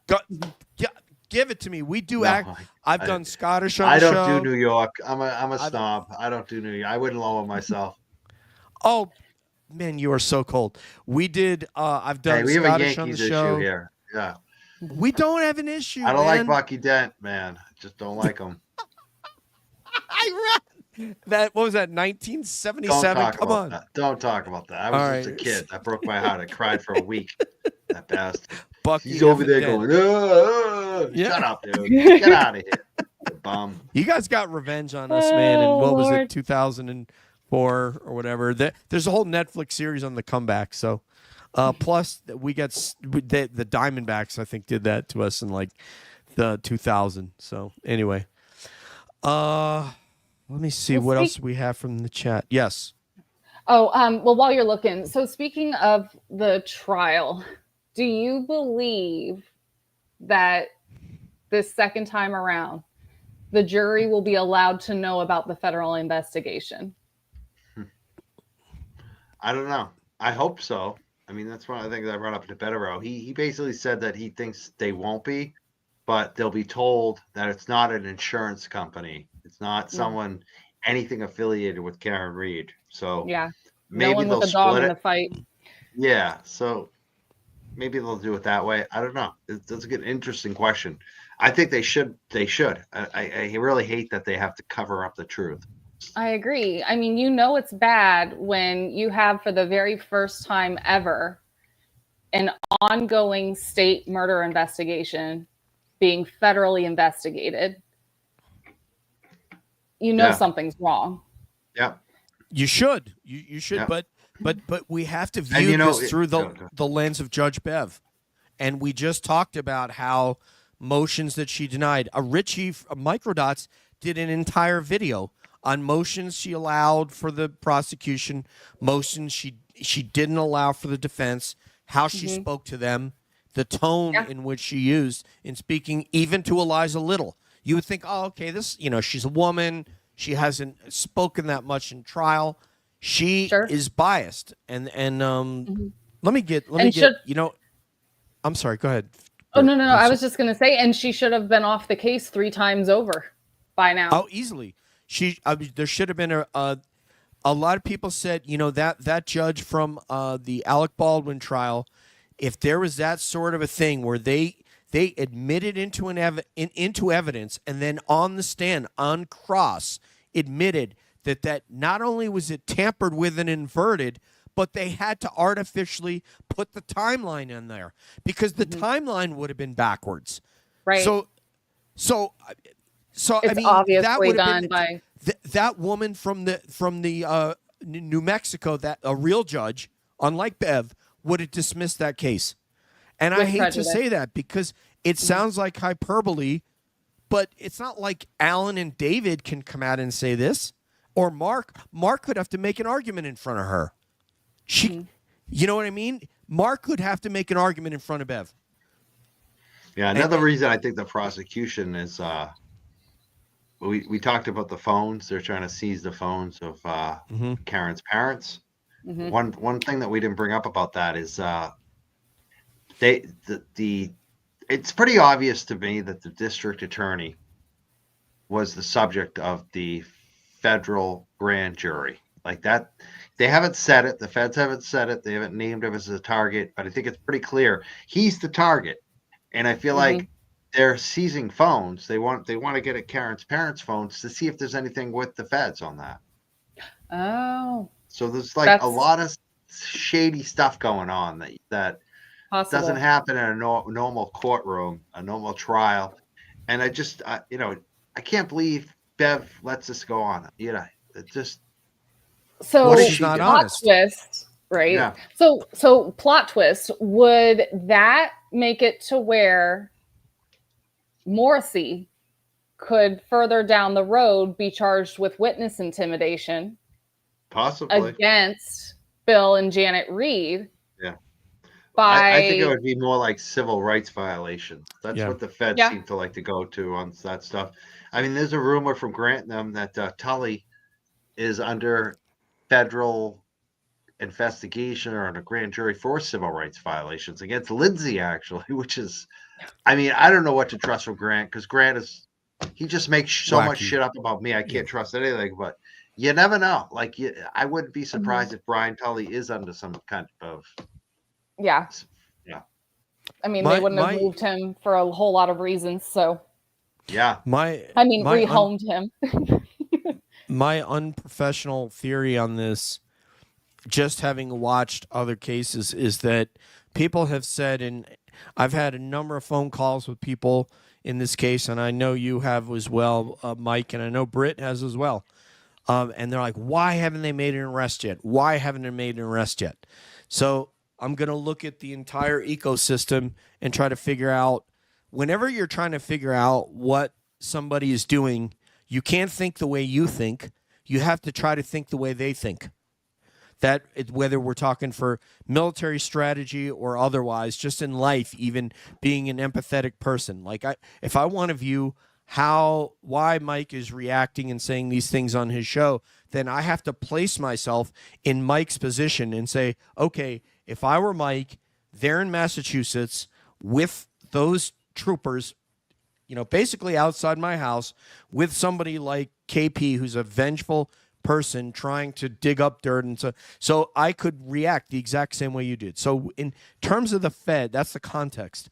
In terms of the Feds, I think what they've tried to do, I'm guessing, is why they haven't made an arrest yet like they did with Farwell, is they want to see how egregious and how far these people will go and first of all, how many people they can rope into it, and how far it will spider off from the McCabe's and the McAlberts to the troopers, to the Canton police, to the DA's office, from the DA's office toward the justices, and all these different directions. And then you have as Mark brilliantly, I don't know how he got this stuff. Jen McCabe texting, Morrissey in the middle of the night and texting Tully and all these different things could then be violations of some sort of law that's not murder, okay? Because this is not going to be a capital murder case, just like it wasn't with Sandra Birchmore, right? They got him on a witness, something to do with witnesses, right?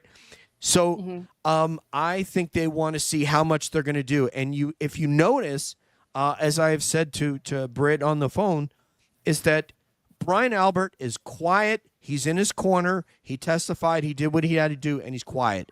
Jen, the person who has to be the quarterback, who has to be the center of attention, who has to be the best-looking girl from 1994 in Canton, keeps reaching out and implicating herself further and further instead of just shutting up, doing soccer, taking care of her kids, and saying, I'm totally not involved in this case. Happened 2 years ago. I was heard at trial. Don't know. But that's not what she's doing. And she's reaching out and she's getting involved. So if I'm the FBI, I'm just going to keep giving rope, keep lengthening that rope to see how many people I can hang with that rope. I have to assume that since they obviously know about this case, as is evidenced by the letters and the crash daddies that were hired and the 3,000 pages of, we don't know what that information was, but some information that they gave to Morrissey, that they'll probably want to see how these jackasses are so, what's the word I'm looking for? They're just so not aware of the things that they're doing. They just keep getting involved and keep committing other violations of ethics and law and propriety. I hope Judge Bev doesn't find her ass in there, but that's what I suppose that they're doing. What do you think of that theory, Ab, before you answer Jessica's question on screen? For me? Yes, sir. Yeah, I don't know. I mean, the feds might not have anything. I mean, well, they got something. That's the thing. If they gave, they got the accident reconstruction. Yeah. I mean, that's what I go on. I go, what can we see? I know they did a grand jury. I know they brought in a bunch of people, but it's like feds will do investigations and then close them all the time. What I do know about the feds is that once they really bring the indictments, they always get convictions. So if there's not enough for a conviction, they may never do anything. They may suspect it and they just may say, you know what, we just don't have enough evidence to convict. So I don't know. I don't like to speculate on what I don't know. I like to talk about what I do know. Oh, I don't love speculating on what I don't know. But because I have to try to figure out. That's where you get into trouble. Oh, not at all. Not at all. I have a YouTube channel to do that. So, and I don't like to speculate too much. Yeah, absolutely. And you're welcome not to. I just asked you if you wanted to speculate. But the reason that I do that is I try to figure out if they sent a letter to Morrissey that said, we would not prosecute this case based on information we have. So I'm using that in my calculus as to figure out why they haven't done anything. Okay, it took a year longer it took 2+ years for them to arrest Farwell. I mean, it always takes a long time for Fed cases. Right, right. So a lot of times nothing happens. Like I've seen may not. I had a friend who got indicted or something. They tried to indict her for bullshit, for basically a protest, and she was like a felon and just ridiculous. They couldn't. They tried to. It failed. And then the FBI agent went to like another jurisdiction and tried it again. So like a lot of times nothing happens. I don't know. I don't want to speculate on what I don't know. Yeah. Yeah. All I know is there's a reason they have a 98% conviction rate. Yeah, because once they indict you, they have enough evidence to convict. I mean, that's it. That's what I always wait for. If they indict you with a grand jury with the feds, you're going away. Oh yeah. So, I mean, so I'm trying to figure out what there could be. There could even be indictments already that we don't know about. They could be sealed indictments. I mean, that's why with the feds you can't really speculate because it's such a mystery. They don't tell you until it's done. You know, like basically once the grand jury comes down and they announce it, then you know. Until then, that's why they call they call these guys spooks a lot because they're spooky. You don't really know what the hell they're doing until so. Yeah, Oh, they got I you. will I will take a stab at what I try to do is I look at all the facts that we do know, and then try to figure out, okay, from that, what could they potentially be doing? As you said, maybe nothing will happen. Maybe they'll never make an arrest. Maybe Karen will be acquitted. If maybe it'll end in a hung jury again, and they'll decide not to pursue a third trial. So that's a possible outcome. But if somebody says to me, DJ, what do you think? Which is the question that I've gotten, why do you think the feds haven't done anything yet? If they've already sent a letter to Morrissey saying, we don't think you should prosecute this woman because of A, B, C, D, E, F, and we have information. And then they gave him information. And then he asked them for more information to see what else they had, and they didn't give him any more information. So I said to that, well, maybe they're looking to see if they keep letting that rope out, see how these people will be emboldened in things that they'll do, and that could give them what they need for this conspiracy to defraud this woman of her or violate her civil rights. I'm assuming that. I don't know that, but that's just a guess. But Miss Jessica MB, one of our mods, has a question for Mike. How did I How'd you in get touch with Better? Yeah. I saw him on Twitter. He was talking about Wendy Murphy. He some crazy stuff she said. And I looked him up, and I was like, "Oh, this guy's legit. I know what a criminal defense former prosecutor looks like." And so I hit him up, and I invited him on. And he was like, "I can't talk too much about Karen Reed. I don't know enough about it." But even by the time he came on that show, he knew a lot. And by the second time, he was like gangbusters. And I knew right away. Like, I was like, "Wow, this guy's phenomenal. Like, he's a star." And I had him on like probably 6, 7, 8 times before any other show booked him. And I was just like, after every show, I was like, "What? I wonder when everyone else is gonna start grabbing this guy. Like, when are they gonna figure it out?" Like, and then like there was a show where like we literally had 60,000 views like within an hour of like the show being over, and I was like, "Oh, this is the night." And then everyone started booking him. So like, he's on every show now. People like, I had him on like a week, maybe 10 days ago. And every time it goes a week, people are like, "Where's Bettero? You need him back on the show." And I'm like, I'm trying to give the guy a break. He's like, same here. Got other shows to do. I can't have him on my show every night.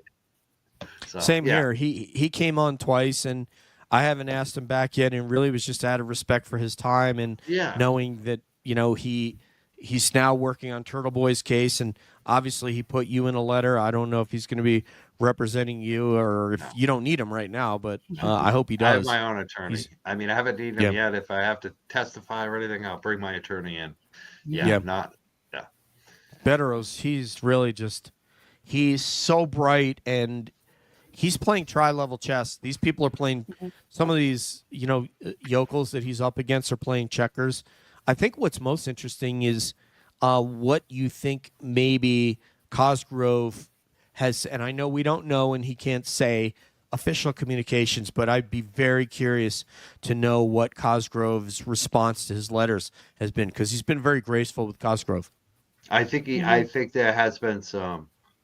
I know that Bettero, I asked him about that, and he didn't really say, but it sounds like there probably has been some communication. So I think it'd be interesting to see how that turns out, to see what actually comes up and see what they have to file motions for. I mean, for Bettero, with my letter, he's asking for evidence. Your witness said in writing that Mike Crawford committed this crime. What evidence do you have for that to back it up? Have you investigated that? Have you looked into it? What did you find? Which I love, because it's like, put up or shut up. Yes. Your little snitches have been accusing me of something I didn't do for the longest time. I want to see what the state police found out about it when they looked into it, because I have a feeling they looked into it and found that I didn't do anything wrong. So for me, that's really interesting. There's also something else that came out. I don't know if you guys saw this, the email. Please. Have you seen the email thing that got leaked? Perhaps not. Please do tell or share. I should give an update on that. I've heard about it, but I'd like to hear you explain it. Okay. So right after the Bettero letters came out, that Bettero letter about me, like a day or two later, this email got leaked. And the question is it real or is it a hoax? Mhm. And I've had like a copy of that email since the end of June. And I sat on it, and I didn't leak the email on Twitter. I did end up sharing it again after other people leaked it because it's about me. Yeah, the seal's And so broken. basically, what this email is, purportedly, is an email from Brian Tully to his little group there, off the books, like a personal email. And there's a lot of reasons why I like suspect the email could be a hoax, but there's reasons I think it could be real. And there's a lot more I can't talk about it, which is funny now. Like one of the reasons I think it's real is because at the very bottom of it, it says personal email only or something like that. And we didn't know about the off the books personal emails, right? Until recently, right? Right. Mhm. I Till got the this beta email alerts. back in June before that. So that's Wow. interesting because it shows like a pattern here, right? Yeah. But it also seems too good to be true. And what is this email? It basically shows that they had a plan to work us over, and that specifically it names me in it and says, you know, we looked into Mike Crawford with the bullshit that Grant Smith Ellis said about him, and we found out he didn't do anything wrong. But I know he thinks he's going to catch a charge, so let's keep it that way. That's what they said about me, apparently. In this Yes, little... I did see that. Yeah. So it's interesting because, you know, I went from over the last month, I thought it was real, but I couldn't prove it. I kept trying to, I've taken it to media, I've talked to attorneys, I've had all kinds of people look at this that are in the know without sharing it publicly. And I can't, like, there's no validation that it's real. There's no confirmation so far that it's a real email. However, like looking at it, I'm like, this is what I feel like happened. Like, I feel like what's in this email is real. So it's either someone create a work of fiction based on reality, which you know, I hope it's not, or it's a real deal document. Yeah.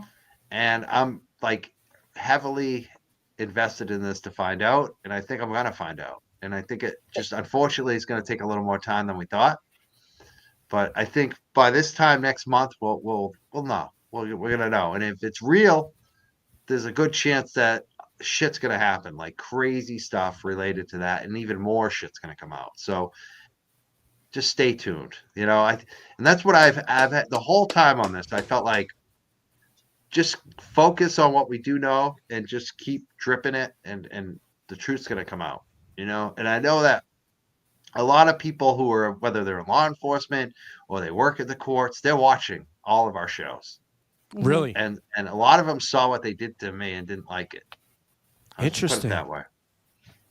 Well, man, we'll we've see. got- what We'll I see. do, what I know, whether that's real or whether it's not, is that they have an interest in silencing you. They have a corrupted juice. But they have a significant interest in silencing you, silencing Aiden, silencing Brian, silencing Will, everybody who A, has a loud voice in this, and B, is within their reach. You're in their state, so they know especially that the you locals too. Yeah, if you look at what they've done with the duck people and a lot of the other people too, it's like they know that the locals, that's who they really want to silence, is the local people, you know? So that's why Aiden is at the top of the list, obviously. And I think that, you know, even on the lower level, you're looking at people getting charged with criminal littering. Just yeah, absolutely. Yeah, Richie. Yeah, they're trying to silence people. There's no doubt about it. It's funny too, because when this shit was happening to me, people would say to stuff like, "You're not that important. You're trying to make yourself the story." And here I am saying, "I wish I wasn't that important." Number one. Yes. no And kidding. number two, I was saying, like, I kind of agree I'm not that important, but it's happening. Like, and the other big reason too is they're trying to get me and some of these other people in Canton to get afraid and then say, "Oh, Aiden put us up to it." Yeah, I've seen I mean, that. that's I've seen really that, what it's about. especially in Buchanan. Sure. Yeah, Yeah. with Buchanan walking up to a lot of people, namely women, it seems like that was the pattern, walking right up to them and asking questions, directing the conversation in a way like, oh, is it something that you heard online? Is that why you said what you said? Was it something that you might have heard on a certain YouTuber's page? Yeah, It totally seemed did like that. they I mean, were we trying saw to that do that. video. Absolutely, Mhm. Britt. I mean, that's the thing about all this too. Like everything I said before we saw that video that you're referencing, I was saying all this stuff way before that video came out, and people were looking at me like, "Are you sure? Are you sure that like this is what's happening?" I'm trying to warn people, Mhm. like, be careful. They're looking to set people up, and then have you lie against Aiden and say, "Oh, Aiden did it, so I don't get charged." That's what Mhm. the game is for them, and we clearly saw it on those videos. Like that's exactly what they're doing. And for me, I feel like they backed off. Like at first, I felt like they saw me on my show freaking out. They saw me having a crisis and they're like, "Oh, we got this guy now." In a way, and the truth of it, I was, but at the same time, it was almost like it was a godsend because they kind of let up on me. They're like, "Oh, we got this guy. We don't need to do anything else. We're gonna get him." And then I Mhm. turned around and said, "F you, I have a lawyer," and they left And me they backed alone. off. They left me alone because they realized, "Oh, we can't fuck with this guy." And apparently, he didn't do anything. On top of it, he's got a lawyer and he didn't do anything. So, for these other women that they're showing up for, totally, this is exactly what they're doing. They're looking for the people that they think will give them the least amount of trouble, that will want to please the state police and say, "Oh yeah, Aiden told me to do it." That's what Right. they Mhm. want. That's exactly what they want. And I'll just disagree with the part where you said I'm not important, because you are important, because you are one of these people, and there's a lot of them, but you're one of these people that inspires others to Mhm. get on there and talk about this. I mean, yours is probably the first show that I saw that was Karen Reed related. I became aware of it, ironically, from Phelps talking about Turtle Boy on his podcast that I'm no longer subscribed to. But way back then, before he talked about what happened with Karen Reed. Before, I don't know if he had interviewed Turtle Boy, but in any case, and then your show, I'm pretty sure, was the first show that I saw, because I started Googling, this trial, and so now I'm talking about it. But you are important. There's no question about that. You're not trying to become the story. You unwittingly became the story because people are trying to rope you into it to shut you up. And I think there's some of Right. those communications that show that one. I don't say his name, but the dude who broadcast from his mom's basement, that guy, Yeah, and that the guy. other. I'm gonna say the guy from the basement. He sits there and calls me a jellyfish and stuff. I'm Yeah. not the one who called the cops or called Tully. Actually, he didn't even Mhm. call his local police. Think about this. Somebody sent him a pizza and made some threats at him online, which happened to me. I Mhm. didn't call the police about it. I didn't cry. I didn't post about it. I didn't cry about it. It's like someone sent me a pizza. Big fucking deal. Like whatever. He's the guy.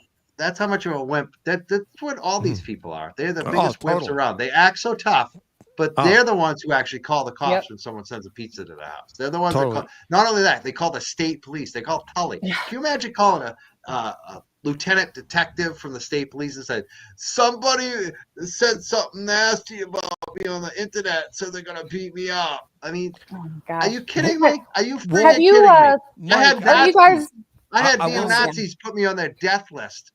I didn't I, cry about it. Like I, literally, the local Nazis at one point had me on their death list. Like they were like, "We're gonna."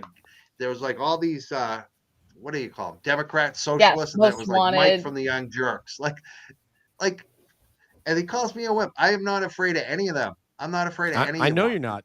Yeah. I know you're So not. Kevin's the one who will cry to the police if someone sends him a pizza. I It's like would that bit call on The if there Office. was if there was pineapple on the pizza, I would call the police. See, If there the thing is, I was so, happy about the but if there pizza I got. wasn't, It I was it wouldn't. was a Philly cheesesteak pizza. I would have never ordered it. It was delicious.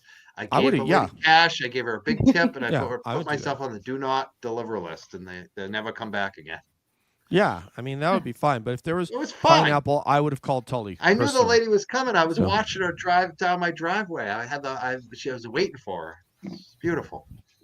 Did Whatever. you guys see that episode of The Office where oh man, Steve Carell's character. What's his name supposed to be? With all these names we've been passing around, he's the main guy. Michael. And His name's yes, Michael. yeah, Michael Scott. Michael Scott, thank you. He's having another fit about something, and he says, "I am the victim of a hate crime." And then Stanley, who's kind of next to him, he goes, "I don't think that's what a hate crime is." And Michael goes, "Well, I hated it." What was the crime that he hated? I don't You don't remember, even remember. but it's Someone just sent him that a little pizza. clip that I remember, just him saying, "Well, I hated I it, so hated I'm it." the victim of a hate crime." Yes. That's Yeah, that's absolutely. all I see. Someone probably in screwed all up this. his ice cream at the McDonald's, gave him the wrong flavor or something. Probably. Or Hate crime. maybe someone pranked him, I bet you Jim probably put like his stapler in Jello again, or Yeah, something that is a hate small, crime. stupid. Yeah. Yeah, Jim and Pam are laughing at him. That's not Oh, nice. man. I got one here. Somebody that doesn't like calling all beings. Somebody here. I was just gonna say to them. I'm trying to see who it is, but I was just like, it's definitely definitely not the flavor for everybody. You know what? We was- should call the cops on them. Yeah. Loud Yeah, mouth. it hurt I'm your calling the feelings, cops. didn't I'm it? calling the cops, loud mouth. Yeah. No, Did it I'm a cause you witness now. That emotional hurt. harm? You know what? yeah, that hurt my harassment, feelings. man. That hurt my feelings. Let's You're put them in jail. causing Witness. emotional That's harm witness- to yeah. us. Yes, I'm emotional. No, all kidding aside, loud mouth. Neither calling all beings and certainly me. I'm not everybody's flavor, so I understand that you can't get into it, and I celebrate that. It's all good. Mike, all right. Let's try to get. I have one more question. Okay, go ahead. And this Before is we- something that I like to ask everybody who is local to Karen Reed. What I like to ask, because you obviously probably saw the very first news report where, Officer John O'Keefe is now deceased. We have a suspect, yada, yada, bing, bong. But Yes. between then and now, what was the thing that made you say, okay, that does it? I'm going to look into this and I'm going to do it every day. And I'm going to, what was the detail that made you For me, say, it was Turtle Boy covering it. To watch him, knowing his track record, knowing that he broke some of the biggest police corruption stories in the state. There's a thing called Troopergate in Massachusetts where he exposed the state police doing overtime fraud. There was also a judge's daughter who tried to get off some shit she did. And so he's exposed a lot of these top level corruption with the police stories. And so when he brought it up, I read about the Oh, no. Keep going. I'm sorry.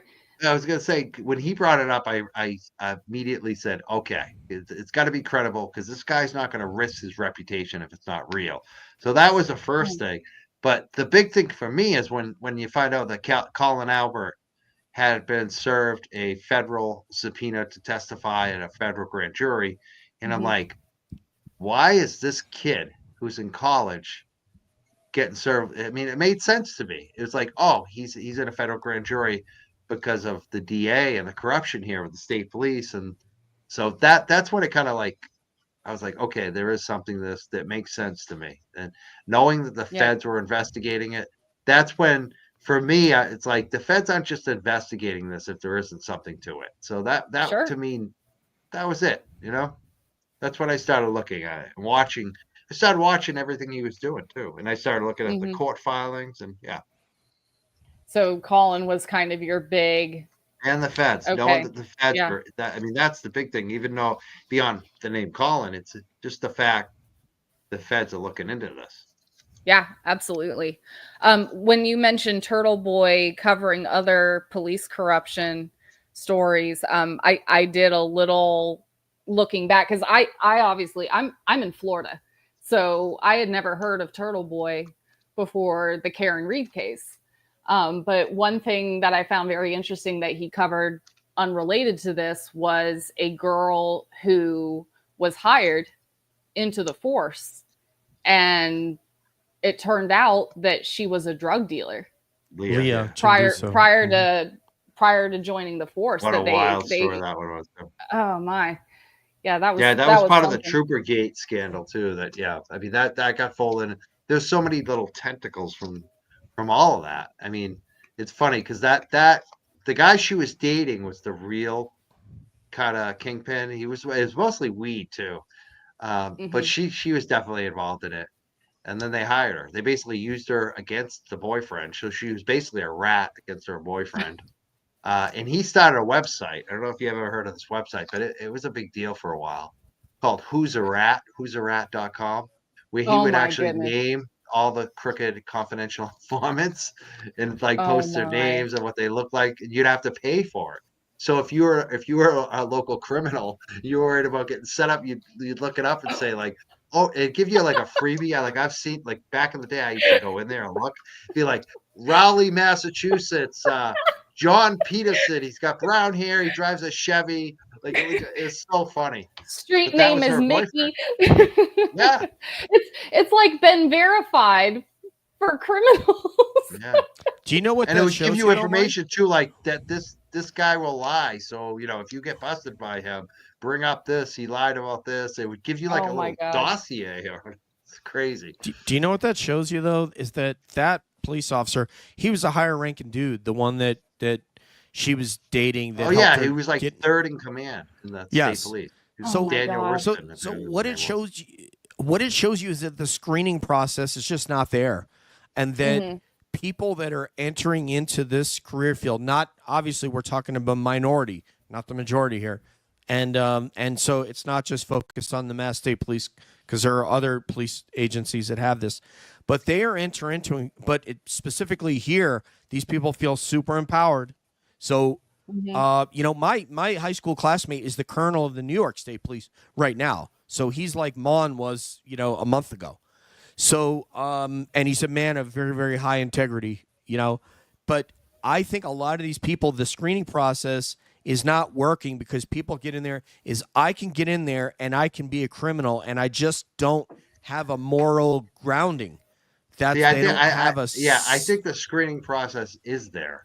I think the issue is there's also a good old boys network there where you can get around the screening process if you're connected. I think that a lot of this stuff, it's not that these cops don't know how to be cops. It's like the investigation. There's two, it's like having two sets of books. Like sometimes people in the restaurant business, you find out they're like, oh, I have sloppy books when the IRS comes and looks for the money. And then they find a second set of books and they're like, no, they kept perfect books. They're perfect accountants. They don't want to be perfect. There's a second set of books there. That's what this feels like in all of this. It's like they know how to be cops. They're just certain people get certain favors. Like there's another investigation that came out with the feds. It's called the RMV investigation, where these guys were passing people for CDL licenses that didn't pass the test. Yes. Give them the golden handshake. That's what they called it, the golden handshake. And I think that's what it is. There's a lot of golden handshakes going on in law enforcement. And if you know the right people, the levers to pay, who to pay, who to give a special favor to, you give them some black top, give them a free plumbing. That's how these guys are exchange favors. One guy in the CDL scandal, that's what he was taking. He was taking a hot top. You want to hot top my driveway? I'll get all you guys licensed. None of you guys will fail. Give me a free hot top. Like, pave my driveway for me. That's the type of stuff that goes on. But that's what I was alluding to, is that the screening, I've taken the police test before, and it asks you why you want to do this and what do you want to do for the community? What is your sense of propriety? How would you handle these different situations? And I was selected, but what I mean is that the screening process is there are people that are lying on these tests about what their sense of right and wrong is, and their sense of propriety, and then the real them comes out once they get in there and figured out, now I don't have to follow the law because all these other guys, as you mentioned, are not following the law. So now I'm enforcing the law, but I'm not following the law because I'm exempt from this.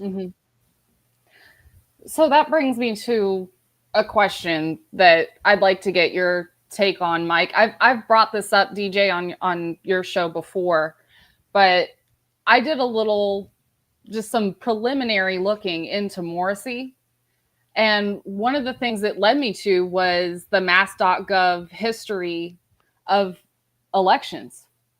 So Morrissey, in some form or fashion, has been in public office since 1976. He started as a state Congress. Yeah, he started as a state congressman. State rep, state senator. Yep. Right. And then, then he became a state senator. Then he, in 2010 ran for DA, only had an opponent once and has run unopposed ever since. But if you go back into his election history, there have only been 4 elections in 48 years in which he has had any opponent.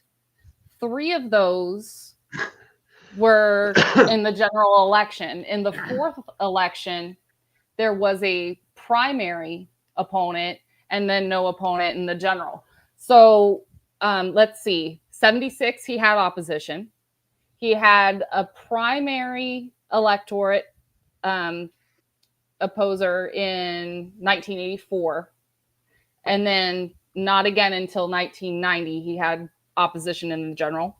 And then in 92. So from 1992 to 2010, no opponent. And then again in 2010 for his first DA. So do you feel, that there's, yes, this is Morrissey. Do you feel that there is something unusual about that? No. And B, not unusual? Not in Massachusetts. Okay. Unfortunately, this is the way it's run. It's like once you win an election, you build up your campaign chest. Yeah. And no one has a chance of defeating you, because you have to, especially if you're a Democrat, because who's going to defeat you? Someone in the primary? Right. It's a very blue state. Yeah. Yeah. So, I mean, this is what happens. This is unfortunately the issue in single party states, whether it's Republican or Democrat. It's just like the only challenge you're going to get is in the primary. And most of the time, no one's going to bother run against you. And so many times I've had those insurgent campaigns on. Yeah. The best ones, the ones that actually could win. And they always end up losing by like 3, 4, 5 points, even when it's close, even when they have a chance to win. You're still like, they spent all that money and all that time, and there was really no way they're going to win. Look at Morrissey. I think he's got like $500,000, probably $1 million in the bank. 600. Yeah. Yeah, I think 600. So, I mean, that tells you everything. It's like, absolutely. In Boston, the city councilors with $500,000 in their bank accounts. Well, and then he obviously has ties with the unions as well, the police unions. Yeah, and he's got ties with all the businesses, and so definitely, especially in Norfolk County too, with Quincy. Quincy is like hack central, like just that area too. Like I grew up, I'm a North Shore guy. There's obviously still some stuff that goes on up here. It's like it's institutional townyism is big in Massachusetts, but that South Shore area is like the king of. I'm convinced of it. Like all the guys I went to school with, there was certain dudes who would be like, if I make a campaign donation to this guy and he wins his election, I'm set. I'm gonna get a job at the court, or I'm gonna get a job at the prison, or that's all it is. I'm gonna carry the sign for him. I'm gonna give him a donation, and he gets elected. I get a job for life with the state. I mean, that's how so much of it works, especially in that South Shore, Quincy, Braintree. It's just the way of the system. It's a system. And so it definitely, even now, he's going to have opponents. If he decides to run for re-election with all this scandal, he's still the odds-on favorite because he's got the money, he's got the relationships, he's got the endorsements. I mean, I'm supporting, the people who are running against him. I had one of the candidates, Juna. She's a former prosecutor. I saw that. That was wonderful, by the way. Great coverage. It was. But it's going to be hard for her, even with all this, because she's got to raise all that money. You're going to get $600,000. He doesn't have to do anything. He's $600,000 ahead. Plus, he has all these people that know him for the last 30 years that he's done favors for. So this is the system, unfortunately. He Plus, reminds me so doesn't much of Jabba the Hutt. it doesn't hurt when you have your your DAs and your troopers at work in the office with you donating. I mean, not that that's unethical or anything. No, it's not. You know, it's not ethical. How is I it mean, nobody legal? Yeah, That's but a good I just don't question. get how Other that's places legal. it's not. So I don't know.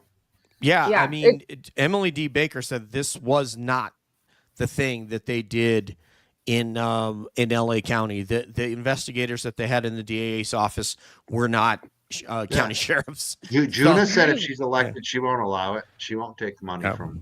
No. Good. Yeah, I'd like to see her win. Sure, Now, awesome. do you think that there is some kind of protection thing going on criminally as a systematic thing in Norfolk County? An example, if you donate to Morrissey, let's say you get your hands dirty in something, Morrissey's job, if you're keeping his pockets lined, is to make sure your name stays out of it and that your nose is clean. I mean, I can't prove it, speculation, but I would not doubt it. And I would look at the O'Connell family. I mean, there's this developer in Quincy, Marina Bay, the O'Connell family. If you look them up, it's like which one of these rich dudes in the O'Connell family hasn't been arrested for something? It's just amazing, and nothing ever happens to them. So, I wouldn't doubt it. I would not doubt it at all.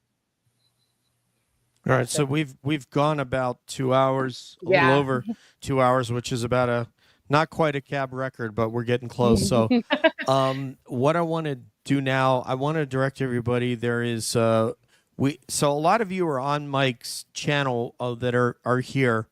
We had that up. I also have the pay it for free Karen Reed. She's probably considerably over $5 million now. And now she has more experts that she has to hire. And even more if you listen to us tonight about the blood on the grass. So anyway, please donate to, if you have a few dollars even, to donate to Karen Reed. Last week we donated to somebody from the movement connected to the show, that we donated the proceeds from last week's show. But this next one we will make a donation to Karen Reed as well. Mike, please tell everybody about all of your stuff. Oh, by the way, the one thing I didn't get to answer Britt's question was, how did I become engrossed in this case? I was watching your show and you started to talk about how police officers didn't approach the Alberts home. And when I heard that, because I really didn't know about the case, I just heard about, supposedly she hit her boyfriend. And when you started to talk about that and I saw that, I could see what was happening, and that roped me in. And that's when I said, okay, we just started doing true crime a few weeks ago. I'm going to start broadcasting about Karen Reed. So that's how I got into it, Britt, watching his show. So Awesome. It's funny you bring that up, because that was another probably like a major one that kind of hit me too. It's like the police didn't go into the house, and personally too, the guy who lives across the street, Keller, I went to college with him. My roommate played football and same position as Tom Kelleher, same year. So we used to, when we were like 18, 19, 20, we used to drink little beers together, tipping them back. So I know him. So that's another thing too. Like I went to school with a lot of these Canton kids at Bridgewater State, where Colin went to school as well. So that kind of drew me in as well. Sure.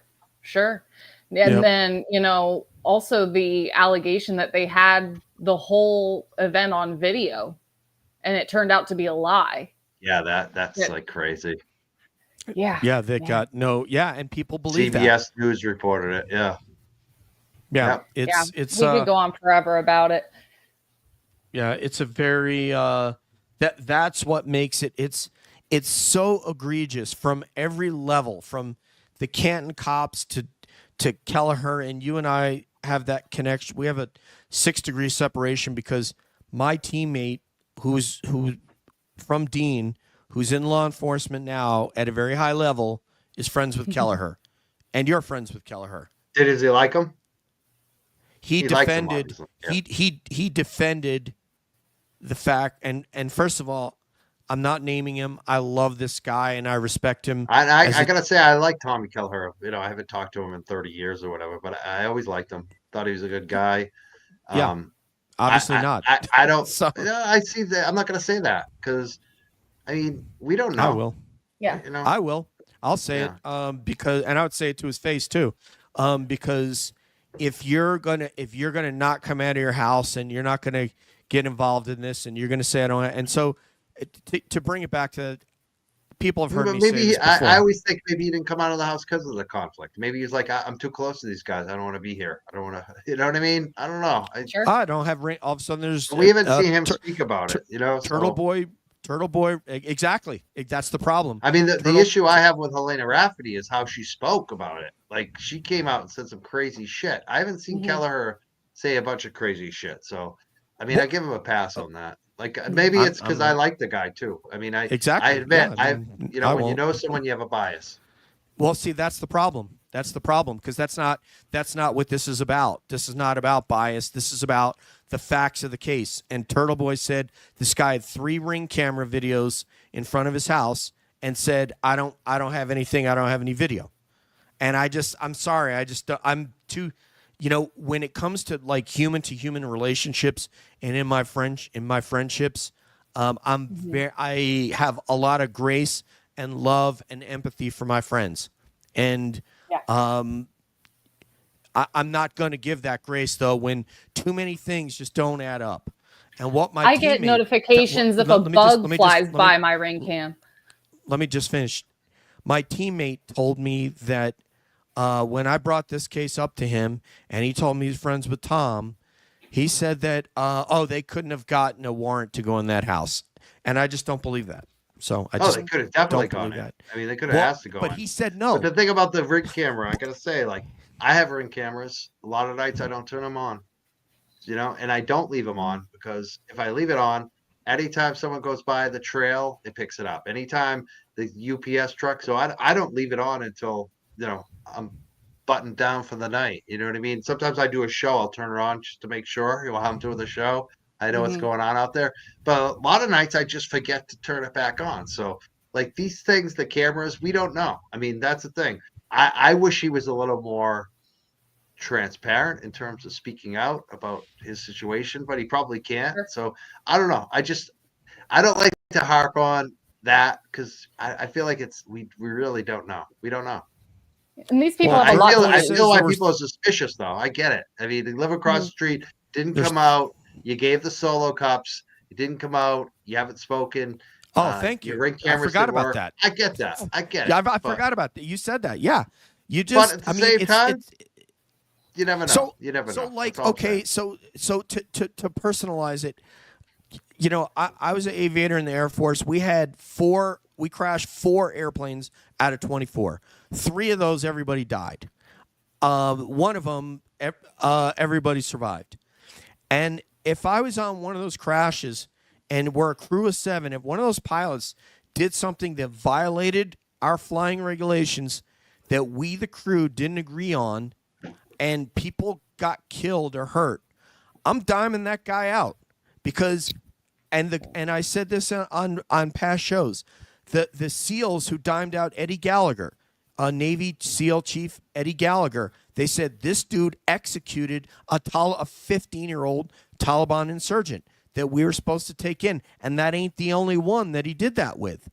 And they said, when you see something wrong, you do the right thing. The problem I'm having is, God damn it, none of these Canton guys and troopers will do the fucking right thing. And that's what we all are under these laws and rules and ethics, whether it was me in the military, and if there were dudes that got killed because this pilot wanted to do something jackass, and I'm telling you, Mike, guys did that. I just was not on one where people got hurt. And I obviously wasn't on any of these 4 crashes. But if I was, I'm sorry, dude. You're going to have to pay for what you did. And the problem is that nobody in this case is willing to do that. Yeah. Yeah. You know what? One of the mysteries I want to know about. You brought it up earlier. I didn't have my top 3 things I would like to see in the next case for the prosecution. Yeah. One of the things real quickly is that the retirement party for Chief Berkowitz. Brian Higgins originally apparently gave a speech at that. It's not in the video. They cut it out of the video. Apparently, the rumor is Helena Rafferty, the chief of police, asked that to be removed.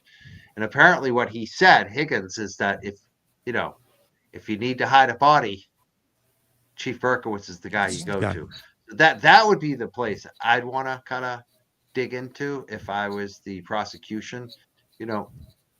Put Berkowitz on the stand. When Higgins is on the stand, ask him about it. Did you? Because they did actually ask him about it. He said he denied it. So I would get more in depth on that. I wouldn't just ask one question. I would ask it a lot of different ways, because that is very you gave a speech, but it wasn't aired. Everyone else's speech got aired on the Canton Community Television. Something really weird about that. So that's one thing I would take a look at. Definitely. And what about the library video? The library video's not there. What about I don't know. Turtle Boy reports that? Yeah. Sir, go ahead. I don't know. I don't think that one's as I don't know. I'm not as concerned about the library video. The Turtle Boy reports there's 3 neighbors that have those Ring cameras, but nope, that night don't have. They didn't anything. go to that. I mean, that's another thing. Why didn't they go ask? Yeah. Why didn't Chief Kelleher say to his neighbors? But nobody is doing the right thing, and that is what.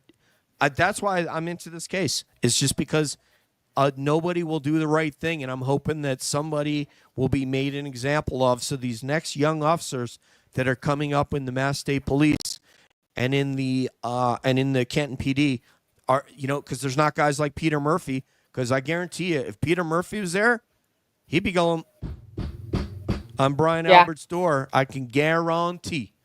But these people just don't have any sense that they need to do what they're supposed to do. And here's what Scott says.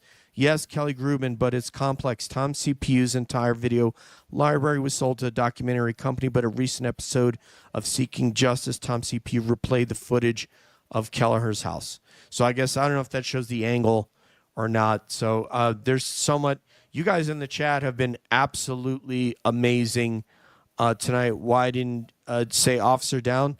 Yeah, well, Jen said it was a man on the lawn, but she obviously knew who the guy was because she saw Karen screaming. She wasn't going to scream if it was some hobo from down at the bus station. So she knew who it was, but she pretended both times. She just said a man. So anyway, Mike, bra man, tell about your stuff, and then we'll give you some cabby goodbye here. The Young Jurks were on Twitter, Facebook, and obviously YouTube. It's at the Young Jurks, JURKS. On YouTube, it's at the Young Jurks 1. So that's how you find us. We'll be live tomorrow night, 6 p.m. With Nurse Kim and JFK show off, and his buddy James. So we're gonna have 3 good guests tomorrow night, 6 p.m. Monday night.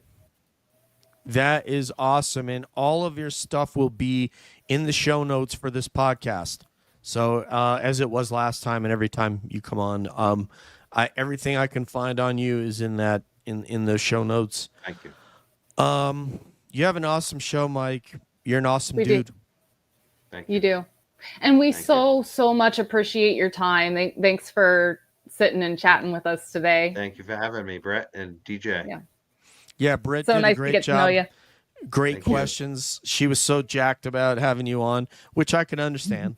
I hope I lived up to it. Always, man. That and more. You think this ain't gonna be your last time on as long as you keep saying yes? I'll come back on. All right. I didn't make you mad tonight, Oh. DJ. I think I got DJ a little fired up tonight. No, not at all. You know what? We don't all have to agree, Mike. That's the whole thing. We don't have to agree on all these things. I'm pissed off at these guys. It's not. I'm not pissed off at certainly anybody in our movement. Not the least of which would be you. We haven't even talked about the controversy that every show has been talking about. Oh, let's do that on the next one. What is it? Oh, you talking about the drama? Yeah. You The know baby what? mama llama drama. That really draws the ratings. If you haven't noticed, every show's going. I don't. Like I talked about it a few times. My numbers went through the roof, and then last night I was like, "Geez, I could get 15,000, 20,000 views tonight if I just talk about this drama." But I don't feel like it. I'm just going to talk to a band and have some fun and do some good work instead of doing drama. I agree. I didn't want to discuss it. It's been covered ad nauseum by a number of shows. I don't care about what the numbers are going to do. I really just wanted to have fun with a friend. I wanted to give Britt a chance to be the host, and she had a lot of great questions for you tonight, which was awesome. And I think that it's stuff like I would talk to you about in private, but I just don't want to perpetuate the I know childish. It just goes back stuff. and forth, back and forth. Yes. So, and I've got a lot of respect for Turtle Boy. I'm a little disillusioned at what has gone on and that have tried to get him in more trouble, and I'm very disappointed right now, and so that's why this is meant to be a positive place. As I said earlier today, I do get upset at stuff like that, and I do show my emotion, which I did, and I'm not sorry that I did that, because that is what I think. That's why we're all here. Why we're driven to this case is because we see something that is so unjust, and there's no opaqueness about it whatsoever. It's so transparent that anybody can see it. A blind person could see what's going on here. A deaf person could see what's happening. So that's what drives me to talk about it, and I'm really appreciative that you've elected to come on again and chat it up with us. Thank you. All right, brother. That is my man, Mike. I appreciate all of you guys. You guys have so many messages in here. It looks like Mike's chat all of a sudden. Someone said, We're feeling the love. This is funny. Someone says, "What drama?" Not all of us know. We found one person that doesn't know. Then you know what? That's good. I like that Rock. person. You are doing excellent. Whoever doesn't know about the drama, who is that? Lori Ballou. Good for her.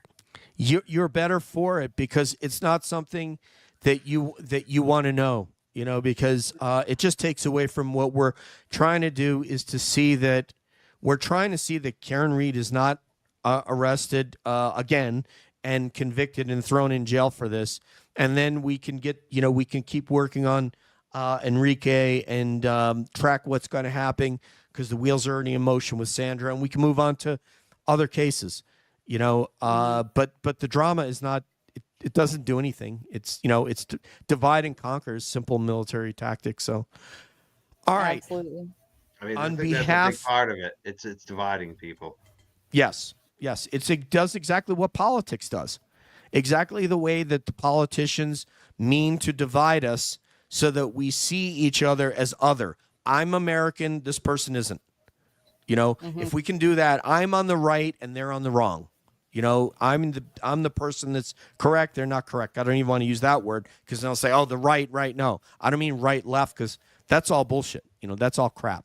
We're all just human. We all just want to have a safe and viable future for ourselves, and it doesn't matter where you're from in the country or what state, because there is no best nor worst state. Everybody wants that. So, and we've taken that and adopted that in the Free Karen Reed movement. And you know what? Those phonies that stand out there in those shirts and try to pretend like we don't care about John O'Keefe, whom we deeply care about what happened to him.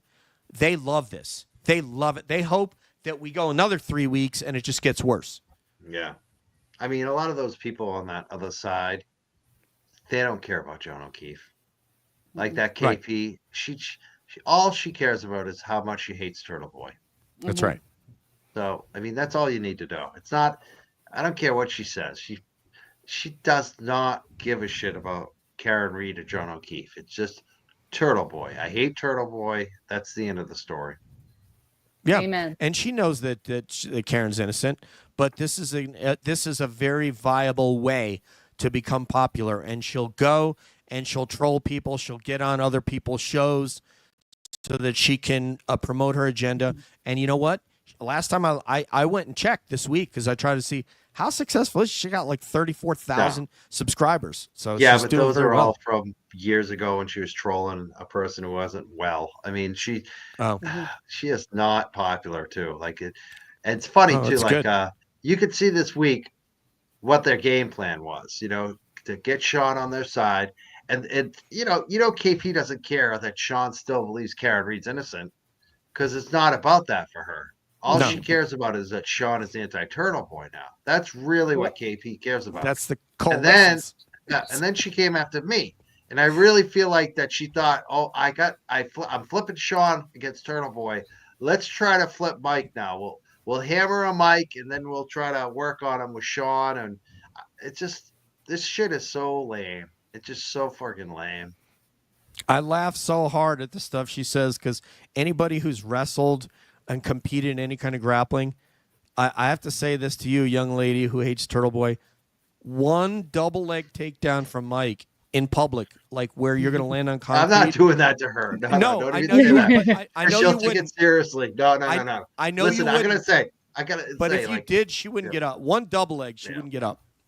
I made some jokes about that because it's funny because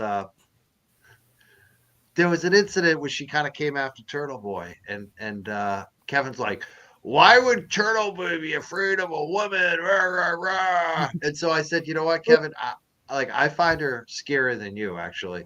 And I actually proved my point by putting a poll with no context. I just said, who's scarier, KP or Kevin? And creepy Kevin only got like 20% of the vote. 80% of the people, the audience said KP is scarier. Yep. So there you go. Like, more people are afraid of KP, Kevin, than you. That's where I'd leave it. But I'm not afraid of them, obviously. I just I know. So you're right. All right. Britt, I'm a wrestler. These people are freaking idiots. You're right. One double leg takedown just without you even mounting her, and she wouldn't get up. She would hit the pavement and just be like, you would have to help her. I wouldn't wrestle a girl. I'm not wrestling a woman. I'm sorry. People that haven't learned how to fall in I'd run away before I had to wrestle her. I would run. Tough. I would not want to touch that. Sorry, I just would run away. I'd be like, I also have school records and tracks. I can run the 100 meters. Look at that, man. We're talking about a multi-sport Not anymore. athlete. Those records are all gone. I wasn't that good. I don't believe it. I was a better wrestler. Our track team wasn't that great. Britt, can you take us out with guitar, please? Okay, sure. Thank you, love. We got to have some guitar to close it out. Party people, put your hands together for my homie Britt Happens. Oh man! All right, what do you want to hear? One Love. Anything you want to play, Mike? And Mike. Bob Marley. Yeah. Go ahead, Mike. Bob Marley. Right. Yeah. Okay.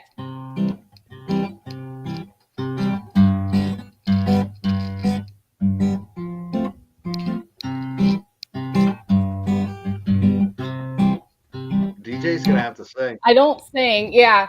And DJ's just so y'all know, I'm not like you're gonna have to sing, DJ.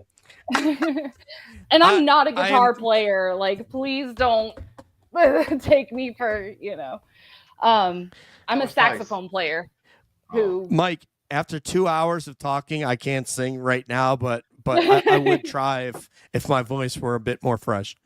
And I wasn't yelling about Tom Kelleher. We'll have drama and music on the next one. Sounds good. Oh Lord. Okay. I'm ready to accompany Britt. Go for it, buddy. Is that it? We're done? She already did it. She put the guitar away. Listen, guys, I do have to pee, so let's go ahead. Right, Britt. All right. Thank all of you. Thank you again, Mike. It was so nice getting to know you a little bit. You too, Britt. All right. I hope y'all have a great night. All right. Thank you so much. Thank you, DJ. Hey, everybody. Yeah, let me just tell everybody in the chat, I love you guys. You were so awesome tonight. You were extremely generous and very, very kind to our guest, Mike. And Mike, dude, if you think that was fired up, man, I really appreciate you, man. Seriously. You got a little fired up. It's good. Yeah, but not at you. No, I'm not at fired me. up at this case. It's general. What's that?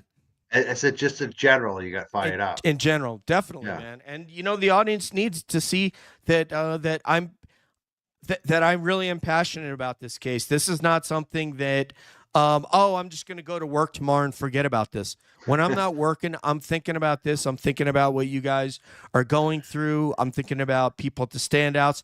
I'm talking to, half a dozen people a week, at least, from Massachusetts about what's going on.